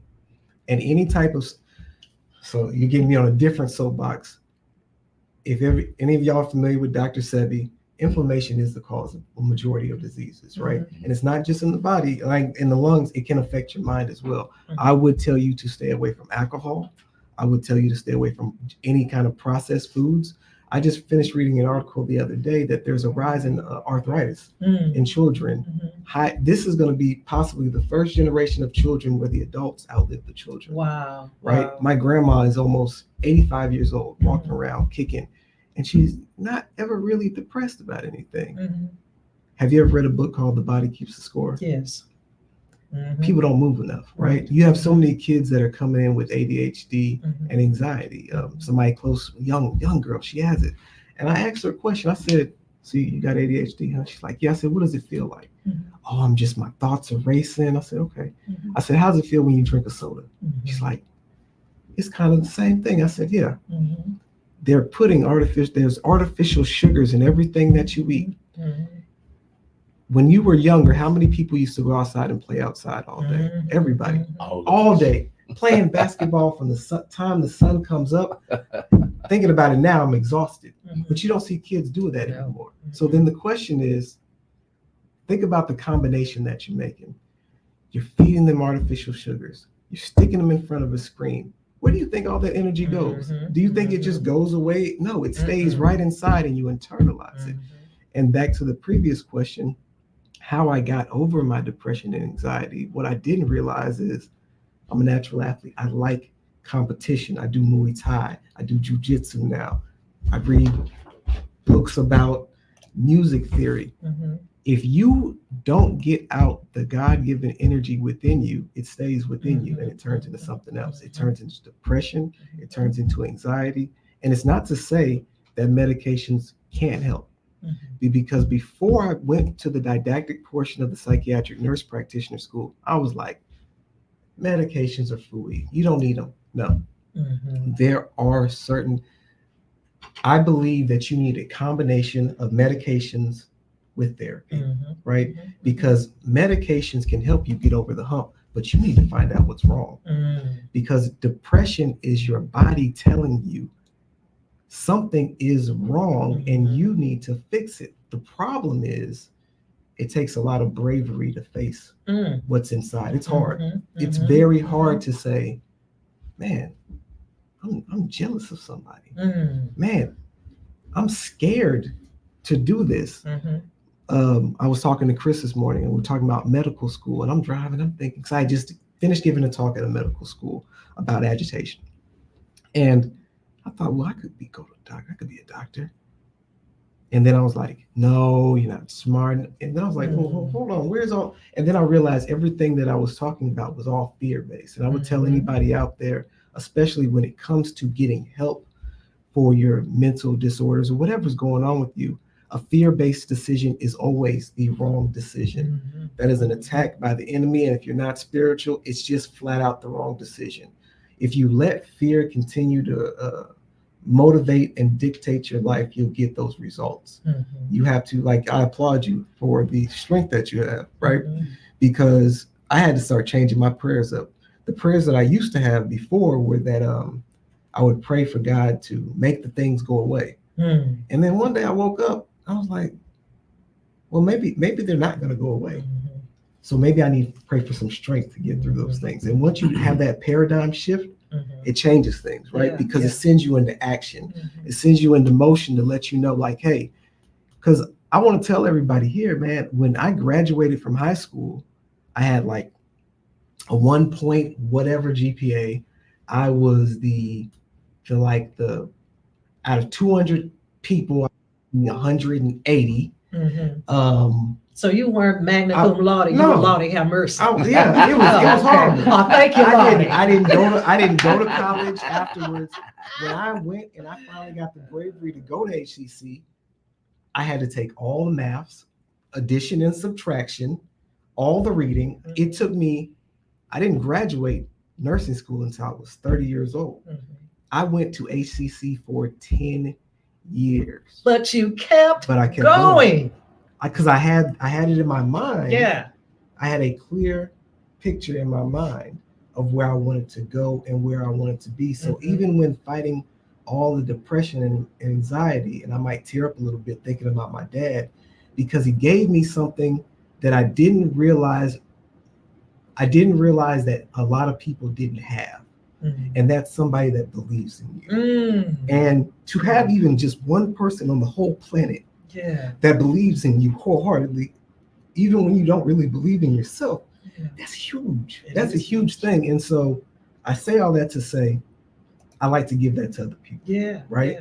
Because what you can see the genius in somebody else far much quicker than they can see it in themselves. And I will tell everybody here, you are a genius at something, you just don't know what it is yet. And I'll take that back. You do know what it is. You just don't want to be honest with yourself that this is the thing that you want to do. Chris had to pull me in one time because I was all over the place, right? Trying to do all this other stuff. And he calls me Big Dog. He said, say, Big Dog, you ever think that maybe just this is your thing? And I was like, I never thought about that. I never thought that maybe I was already walking on the path that I was supposed to be in. And it helps to have those people around you. I know I just went on a little tangent. That's all right. That's all right. You know, I'm very passionate about it. Yes, sir. Yeah. I didn't mean to cut you off. No, I did. Miss Kimberly Bryant. Miss Kimberly Bryant is tuned in on YouTube. Okay. Salute to GMT Radio, one of our sister stations. They've been with us for a long time. She says, how can we really connect with Black males who might not be so keen on admitting they need help with their mental health? I'm glad. Okay. We have to change a lot of things that are wrong with our community, right? Like, it's not championed for a Black male specifically to go out and say his emotions without being called soft and or weak. And like hip hop, for example, I like to use Zero. He's a really good example. If you really listen to the lyrics of hip hop, there are a lot of depressed Black men that are running around there.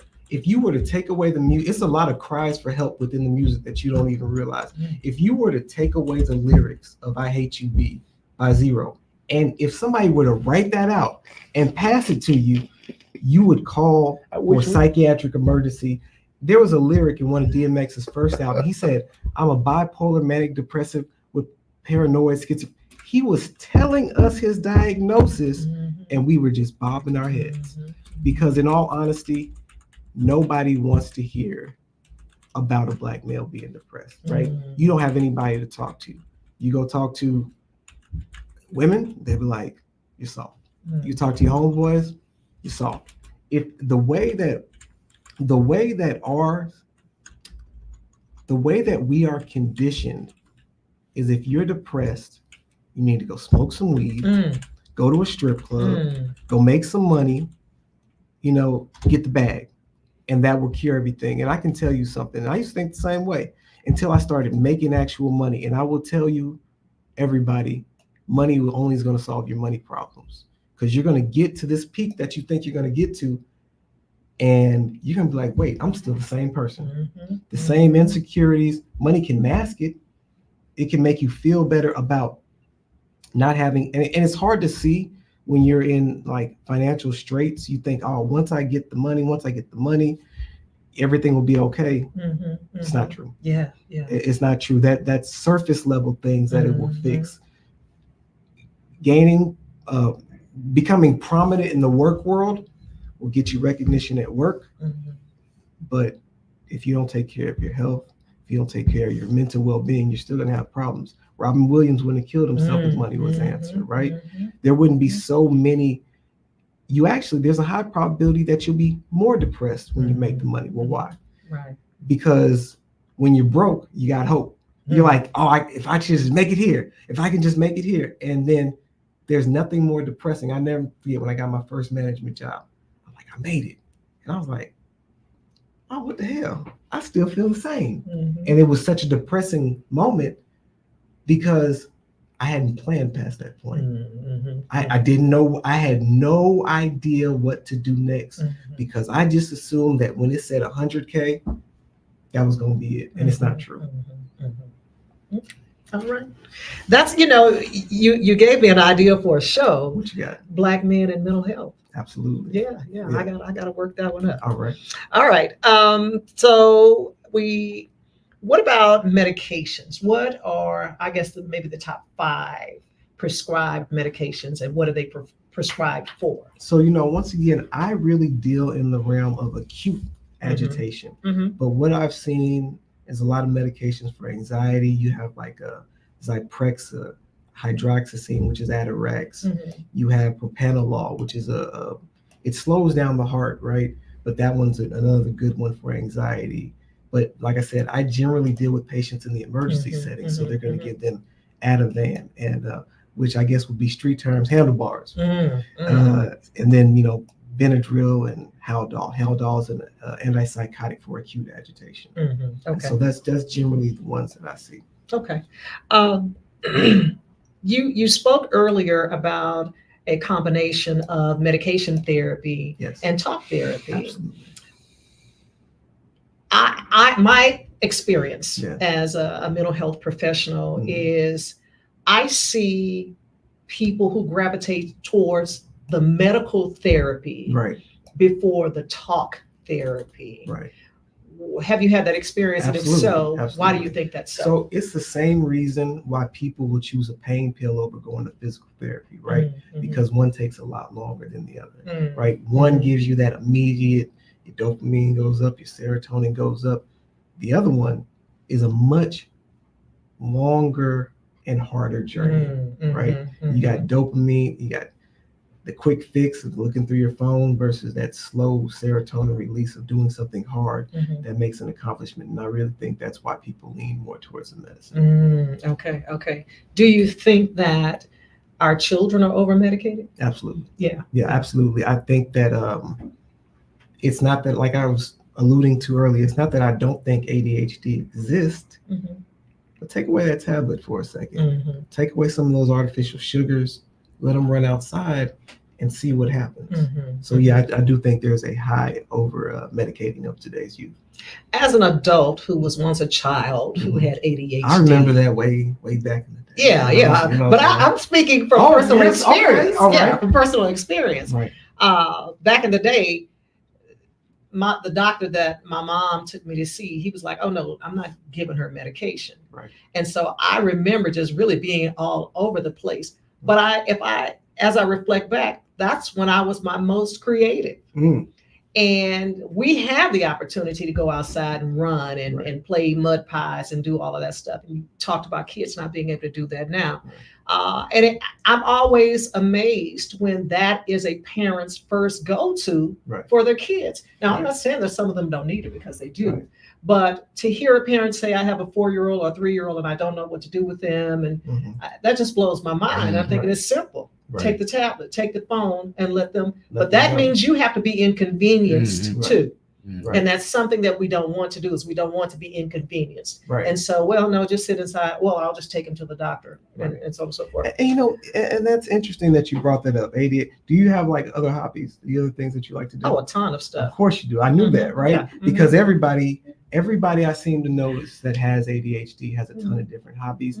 But there's something interesting about people with ADHD. They also have laser-like focus when they pick something they like. They're on it. So then it makes you start to wonder, is it really something that needs to be corrected, or is it that person's superpower, right? Do you want to take that thing? Having a lot of different hobbies isn't a bad thing. Not being able to pay attention to them for too long can be a bad thing, but you can learn to pay attention. It can happen. You can learn deep breathing techniques. You can adjust your diet to see if you are overstimulated, because a lot of people that I see claim they have ADHD also drink 4 cups of coffee a day. I'm like, that's not going to get it. So try some other things first, like you were just saying, address those other things first, and say you do have a difficulty. And there's another thing. It's like, do you notice that you have a hard time focusing on things you don't like? Maybe you just don't like them. Maybe it's just things that you don't care about, and that's okay too. We put people in these structured classes. Everybody's not meant to be in a classroom. Some people like real world hands-on application. And if you took somebody that was a busybody, and if they like building houses, well, hell, you got a hell of a worker right there. You got somebody that can really go in and do something. But if you stick them in a classroom, or if you stuck a bookworm and told them to do something that was highly active, you would get those same poor results. So, but you have to be very careful. And again, speaking from my own personal experiences, my kids would even tease me. Mama's gonna start a project and she won't finish. It's it's that adrenaline rush. I'm starting something new. But then it's like, okay, I did that. Now let me go with something else. That's cool. So as an adult, I have had to learn how to manage it, because I will make a list and I will try to accomplish everything on that list. And let me tell you something. Once you push yourself past that threshold, I was just saying this to somebody today, that when my body has that natural tendency to sleep, the ADHD brain says, "Oh, just push a little further." Oh, you can go ahead and finish that up so you won't have to do it tomorrow. Oh, just go on. And then I'm sitting there typing or doing whatever. And then before I know it, it's 2 a.m. And it's like, I got to get up. Well, but now I'm not sleepy because I pushed past that threshold, that natural sleep. And so what I said to her is, I said, you have to watch your child. And when he's sitting there dozing off, don't let him watch another hour of the movie. Let him go ahead and go to bed. So now we can get this sleep rhythm going on. The other thing too is I have to do things in chunks. Don't tell me to do 50 things. Don't call out your phone number and say, you got it? No, let me get some paper and let me write it down. My wife clowns me. She's like, she'll send me to the store for something. I'm like, you better text me. Because as soon as I get to the car, I'm not going to remember. I'm like, that's a wrap. I'm going to come back with everything else but what you asked. Exactly. So, but I agree with you about changing the diet. Too much artificial this, artificial that. We want to swing into McDonald's, and that's the meat that never spoils. When you leave it out 10 years, it's going to always look the same way. So I'm learning to be more conscious about diet and things that I eat. And I'm able now to manage my hyperactivity a little bit more. And I know when to say when. I know when to say, no, I'm done. No, I'm tired. I don't want to do that. You know what is the number one, the best medication for depression in the whole world? What? Exercise. It's been proven. It matches up next to any Prozac. You put it up, the same thing. Also, if you're depressed, try getting out in the sun. A lot of times that depression is really a vitamin D deficiency. Because people are eating so many artificial foods, they have so many deficiencies that they don't even realize. and it's called alcohol. Mhm. Stop drinking alcohol. When they say that alcohol is a depressant, they're not just talking about it makes you sleepy. Mhm. It makes you depressed. I used to drink a lot, Mhm. and I would wake up and I'd be highly anxious, and I would feel down for days, and I'm like, man, why? And I just thought I was just depressed. I never put two and two together that maybe the alcohol had anything to do with it. Mhm. And alcohol is a really vicious cycle, right? Mhm. You drink because things are going bad. Hmm. You spend all your money drinking, and then when you finally wake up a little bit, things are still bad, so you drink some more. Mhm. But you don't realize that because you're depressed, because you don't have your energy, you don't have enough energy to change what's going on. Mhm. And so you just keep sinking and sinking and sinking. So Mhm. I avoid alcohol pretty much. I pretty much avoid everything unnatural Mhm. as best I can. And that's really helped push me past a lot of those old issues that I've had. Mhm. Absolutely. Okay. All right. All right. What is the biggest misconception about mental health that you would like to dispel? The biggest misconception that I would probably want to dispel is that it makes you weak. That if you're suffering from some type of a mental health issue, that something is wrong with you and that you just need to push past it, or that. So I do believe in God. I am a Christian, but sometimes God puts people in your path for you to talk to, right? Sometimes you have to step outside your comfort zone and go get some help. It's okay. And I would also tell you, keep going until you find a therapist that fits you. Right. Because I went to one therapist one time, and her immediate answer after like 10 minutes is she wanted to put me on medication. I was like, no, that's not what I'm here for. You need to listen to what I'm saying. So just keep going until you find somebody that fits. And now let me preface this. Don't find somebody that's just giving you the answers that you want to hear. You might need to find somebody that's going to challenge you. Absolutely. And sometimes it's easier to talk to a stranger than it is the people that care about you, because you're worried about being judged or something like that. But that's the biggest misconception. You're not weak for having these problems. It's actually the strength to admit that you have them and face them and do something about them. Okay. Now this is another one of those questions that was not on the list, but you made me think about it. The elderly and mental health. I think we skip all over that, and we don't give that a second thought because our focus is on young people and kids. But we have a lot of elderly, especially with dementia and then other co-occurring disorders. Right. Have you had any experience with the geriatric community? A lot of that. Outside some of the pathological ones like dementia and Alzheimer's, you get a lot of depression, right? Because a lot of our elderly have, a lot of their friends are gone, their husbands or wives are gone, their kids are moved out, maybe don't check on them a lot. And frankly, I was listening to, what was the guy's name? Was it Bob Proctor? I was listening to Bob Proctor before I came in here, and he was talking about retirement. Sometimes retirement makes people depressed because you got to keep moving, and sometimes people retire and they just sit in their house all day and they don't get visitors, they don't get phone calls. I've had people come into the hospital frequently, and until you realize one day that they're just coming in because they want somebody to talk to. Right. So yeah, we definitely have seen a lot of that. Okay. All right. So we have time for one more question, and then we'll bring everybody back. So when is it the right time for someone to seek psychiatric care? As soon as possible. Yeah. There's no right or wrong time. Just step outside your comfort zone and go. If you have the thought that you need help, there's a 98% chance you do. Okay. All right. All right. Thank you so much. I appreciate you. Don't go anywhere. So what I want to do now, Malcolm, is we have some giveaways. So hopefully you are still watching and sitting by your phone, because we have some awesome giveaways tonight. Our first one is going to be, do I need to take a break? We have some. No. We're good. We're good. Okay. I'm just trying to read you so I can put it up there as soon as you say it. Okay. Got you. All right. So to our first caller. Yeah, drum roll. Come on.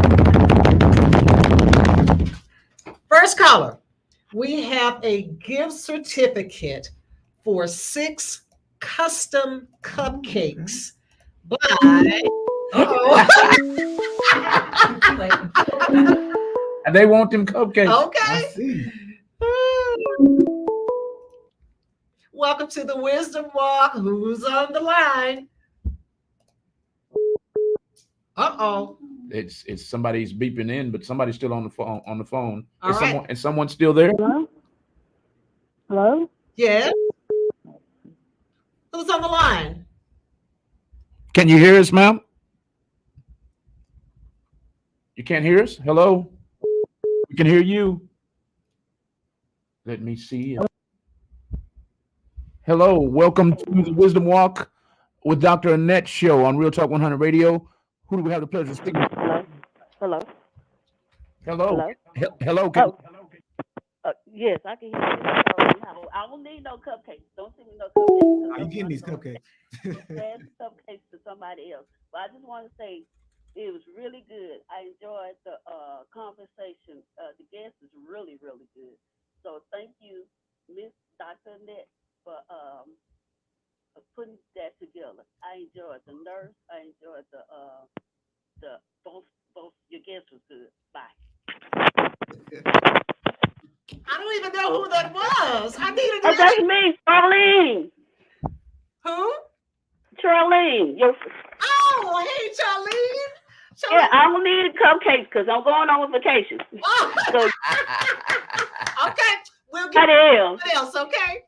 Yeah, I just want to call in and say it's good. It's good. Bye. Bye-bye. All right. All right, we need a caller for these cupcakes. 6 custom cupcakes by Divine Buttercream Cakes.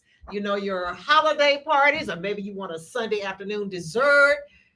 This girl can really burn. So, all right. Thank you for calling in to the Wisdom Walk with Dr. Annette show. Who do we have the pleasure of speaking with tonight? This is Danielle again. Hey! Okay, Danielle. You won your cupcake certificate, and I will Yay. to you, all right? All right, thank you very much. And I also enjoyed the show. All of the topics were very informative and educational. I loved it all 3. All right. Thank you very much. Thank you. All righty, bye-bye. Bye-bye. Okay, we have one. Well, actually, let me do this. Okay, so listen, guys. Since the Wisdom Walk is about mental health and wellness, I want mental health to be affordable for you, okay?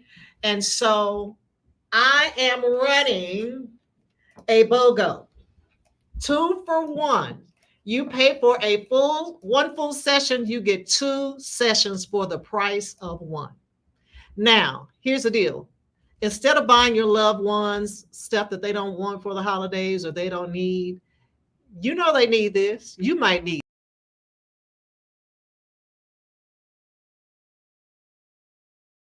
I'm just going to put my email address up. If you email me tonight and let me know that you want the twofer, you will get 2 sessions for the price of 1. And I will give you a certificate if you want to pass it on to someone else who you believe needs mental health. Now, I want to make sure that I'm clear with this. This is cash only.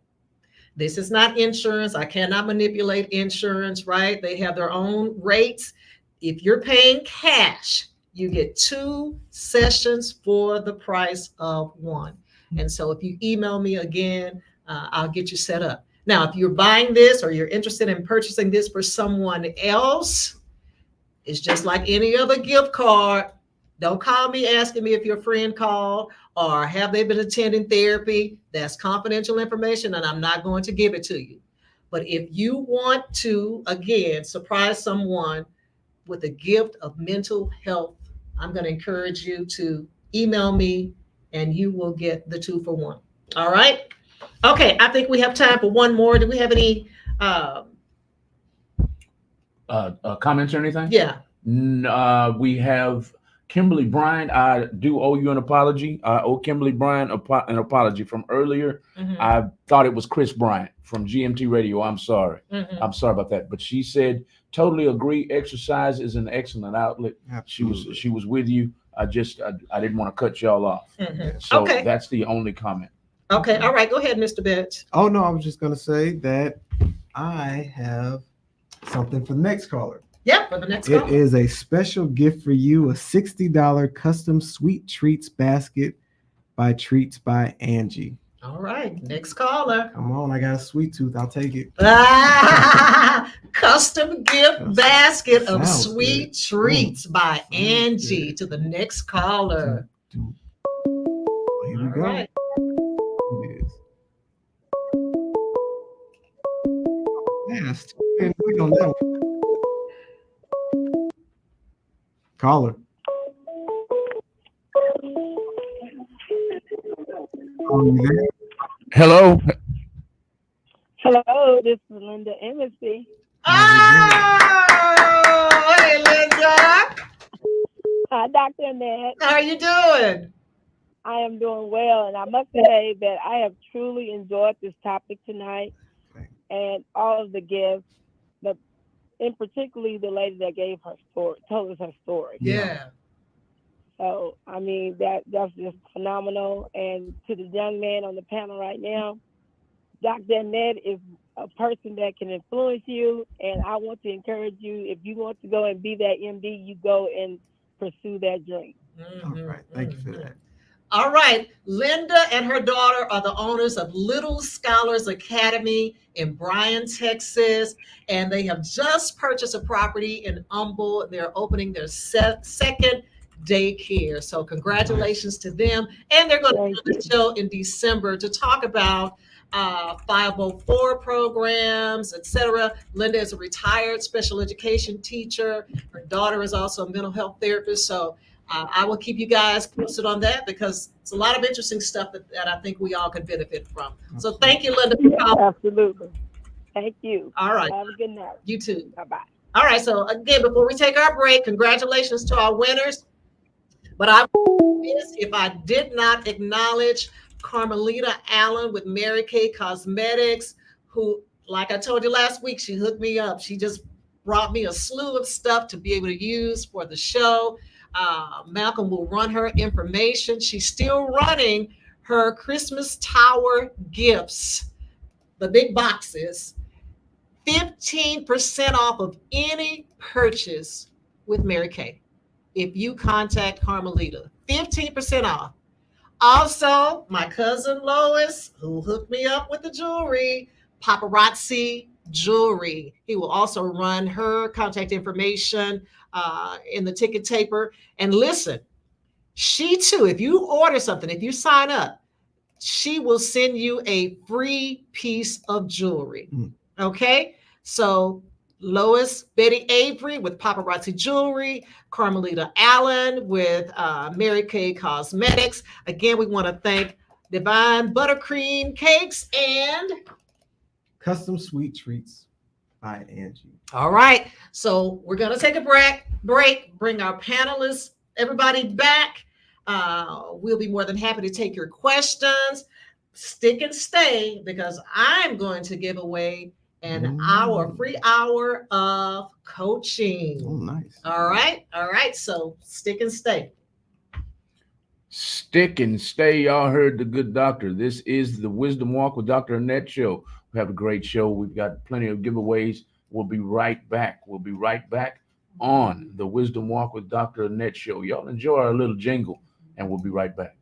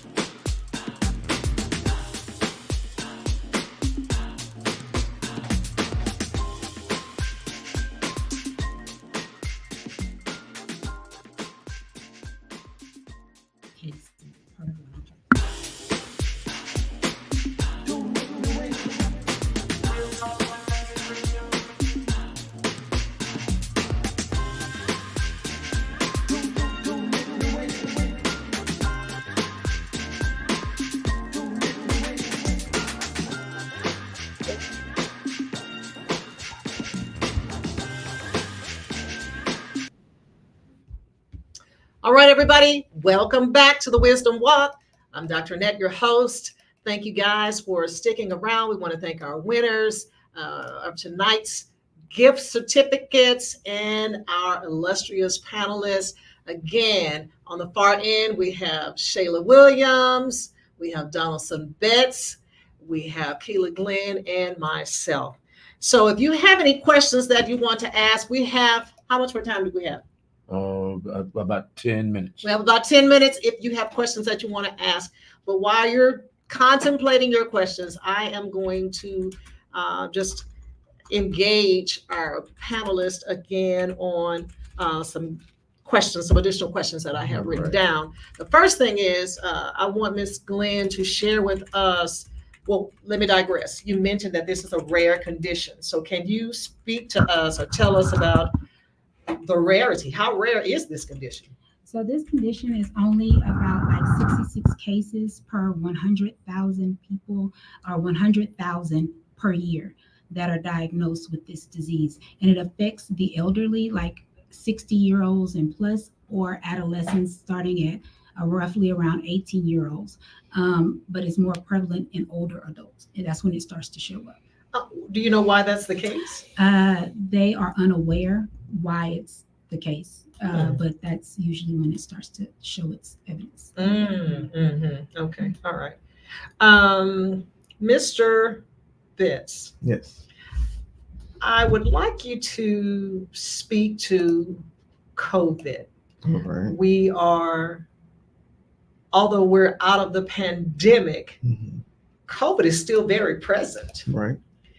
Are you seeing rises in COVID, like through the ER? No, I would say that the numbers have been dropping in the emergency room. But I would say that one of the biggest delays that I've seen with COVID is some of the children. And because it's caused some language and speech delays.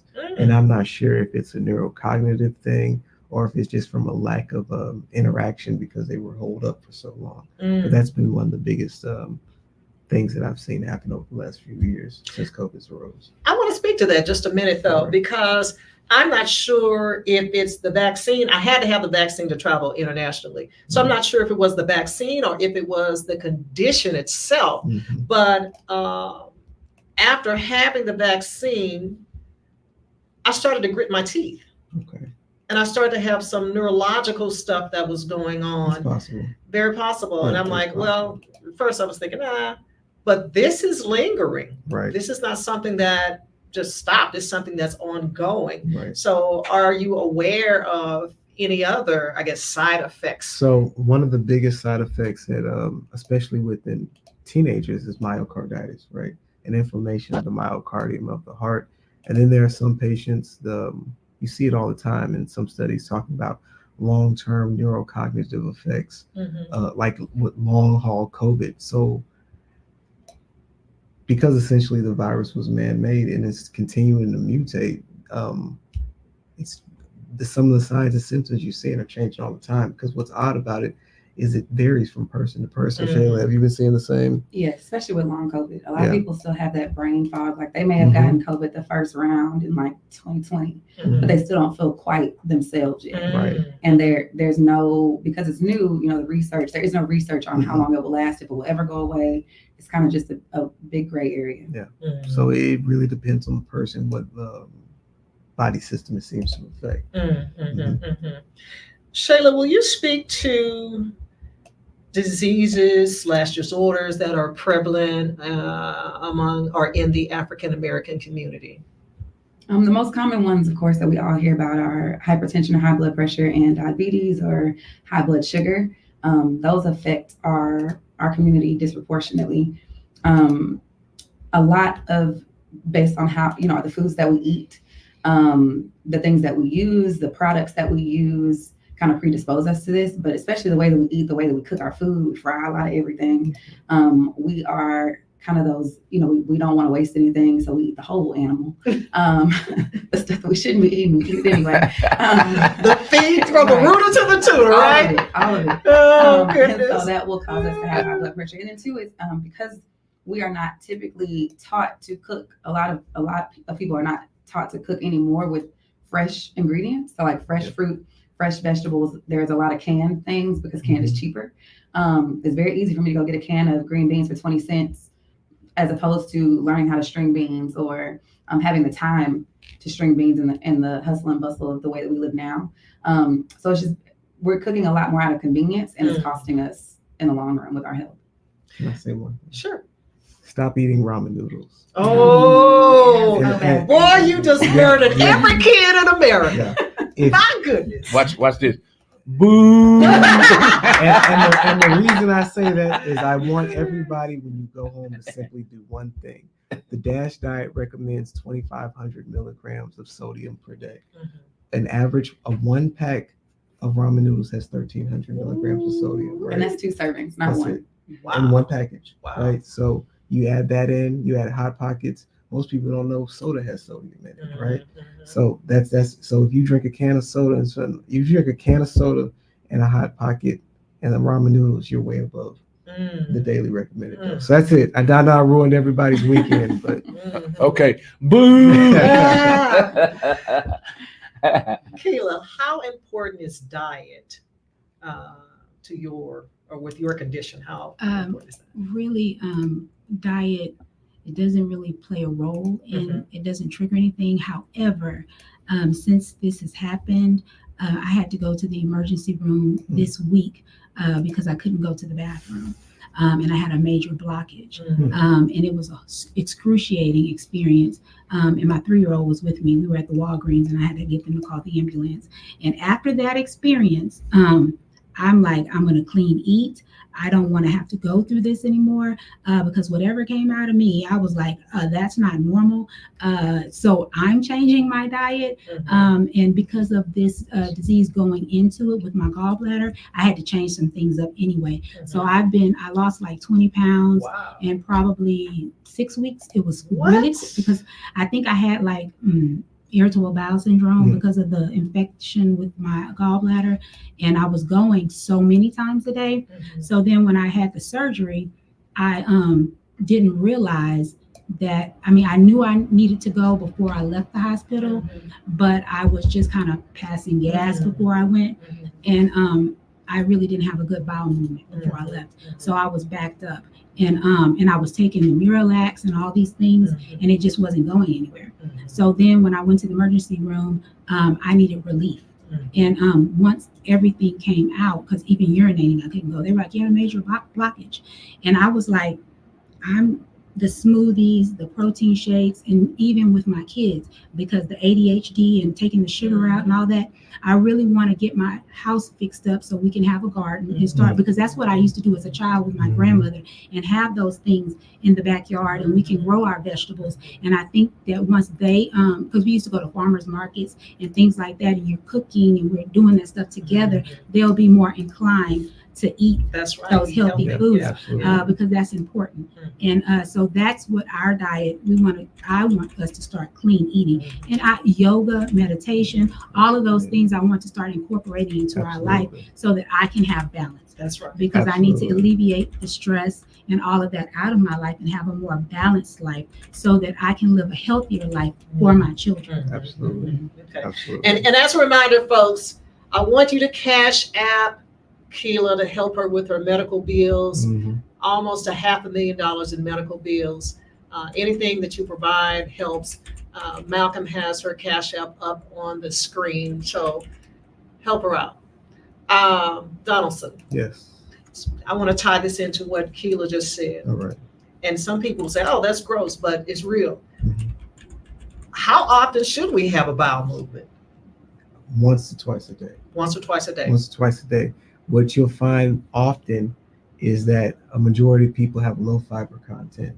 They don't eat some people go all day without eating vegetables, right? They eat straight meat, all week, rice, all week. Don't touch a single vegetable, right? So you want to have a smooth bowel movement every day. And in addition to having 1 to 2 bowel movements every day, you need to look at your stool, right? You need to see if it's dark in color, the smell, does it float? Is it white?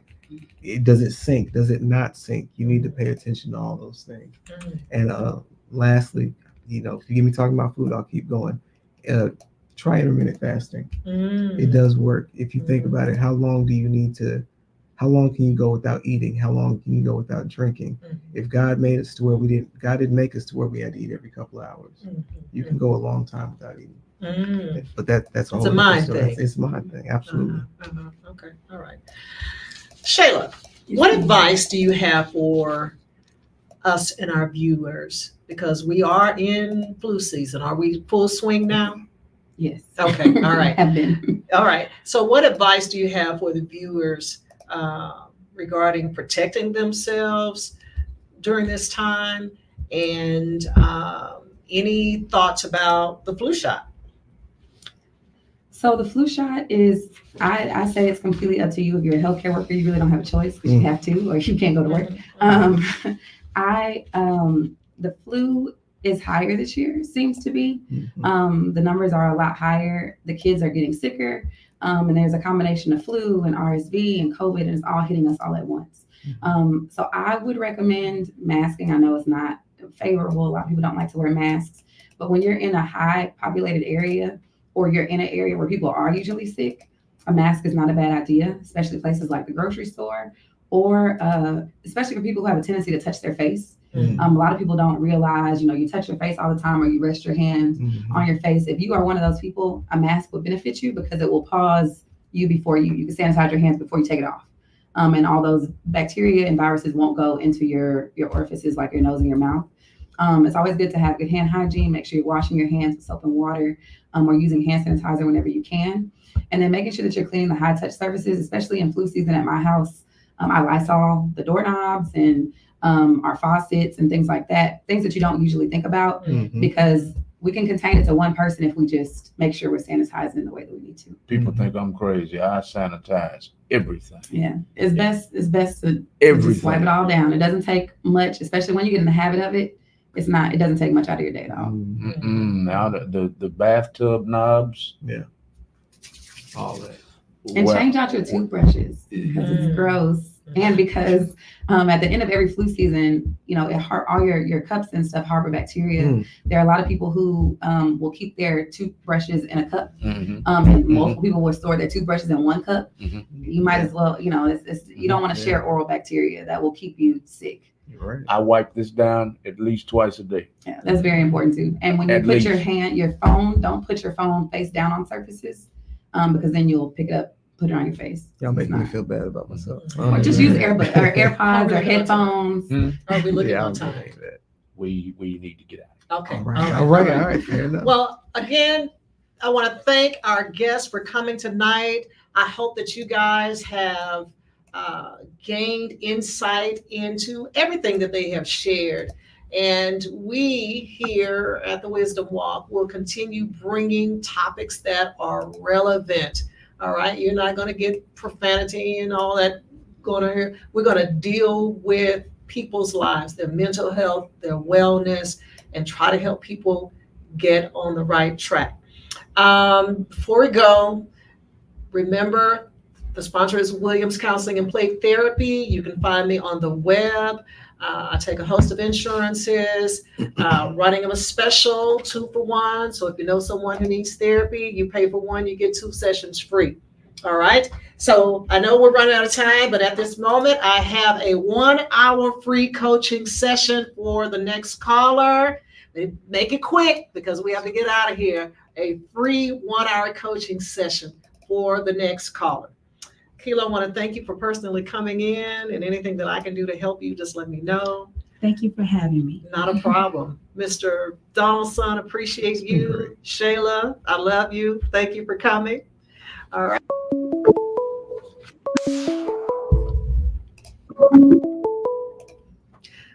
Welcome to the Wisdom Walk. This is Annette. Who's on the line? This is Kimberly Bryant. Kimberly Bryant. Congratulations. Yes. Thank you for calling in. All right. Oh, no problem. Thank you. I'll catch up with you. Okay. Okay. All right. Great show. Thank you very much. I appreciate it. All right. So, Mr. Malcolm, you want to close us out? Yes, yes, ma'am. D Coop is tuned in, and he or she, I don't She. want to, she, Mhm. D Coop asked me earlier for Miss Glenn's information. I put it up on the screen, and D Coop said, "Real Talk 100 Radio." I saw the message, and I sent some donations. All right. All Thank right. you Thank very you. much. Thank you. Thank you. Thank you. Thank you, D. Victoria Jackson is tuned in. She says she loves it. Lisa Murphy is tuned in late. She says, "Great show." Lisa Murphy also says, "Kimberly Bryant is a winner."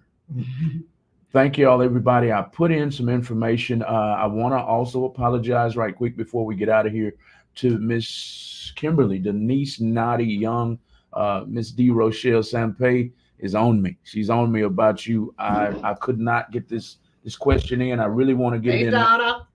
Donna, I really want to get this question in, but we only have 6 minutes to close out and get another show in. Uh, I missed the question earlier, Right. but we switched guests. Okay. And then I was like, oh, we switched. So I didn't want to interrupt the next interview. So I'm sorry, Miss Kimberly, Denise Naughty Young. The question was real quick, if we can do it in about 20 seconds, 30 seconds. Her question was, how do we, it's right here, right here, right How do we here. get tested for mental? Yes. Don't forget Kim. Yeah. Don't forget Kim. Right there. How would we get tested and mental support after being diagnosed? I think that question was for um, um, Shayla. Shay. Yes. Shay. So you can get tested from your primary care practitioner. You can go to any emergency center. They can test you. It's going to be more expensive. There are free clinics if you look it up. They can do that. And then sometimes you have to get mental health services separate. But those are pretty easy to find now with our electronics, or you can reach out to Miss Annette because she can definitely point you in the right direction, and she can coordinate you with me, and I can get you whatever you need if you need help. All right. Join us Friday night. November is National Adoption Month. I have the CEO from Arms Wide who will be here to talk about disproportionality and disparity, and also Stephanie Stanley, who has adopted transracially. She's going to talk about her transracial adoption journey. Next month also starts the Wisdom Walk fundraiser. Remember, Malcolm has to be paid. I want to make sure that he gets paid. So I'm depending on you to help me support him and Real Talk Radio so we can keep this show going. Have a good night, and we'll see you next week if God wills. Take care. Good night. There you have it, everybody. That was another edition of the Wisdom Walk with Dr. Annette Show, live on Real Talk 100 Radio. Y'all tune in for lots of deep conversations like we had tonight. Tonight was about diseases of the mind and body. Everybody on the panel talked about a different disease, from sexually transmitted diseases to neurological diseases and more. We want y'all to tune in for more. It's not all about disease. It's about all, like the doctor said, she wants to talk about things that are real and real issues in our lives every week. And every show she has, that's what she's touched on. If you're watching a replay, please put hashtag replay in the comments and tune in next Friday night from 6:15 to 8:15 p.m. live on Real Talk 100 Radio's YouTube or Facebook page. Share. Everybody needs this information. The information is on the screen for her fundraiser. You heard the good doctor. She wants you to help her pay for this show. So there's her Cash App right there, y'all. Send her some funds and help her out. Cash App is $ The Wisdom Walk. It's right here in the left-hand bottom corner. Y'all keep it locked to Real Talk 100 Radio. From 8:30 to 10:30 tonight, we have this show here coming in. They're going to teach you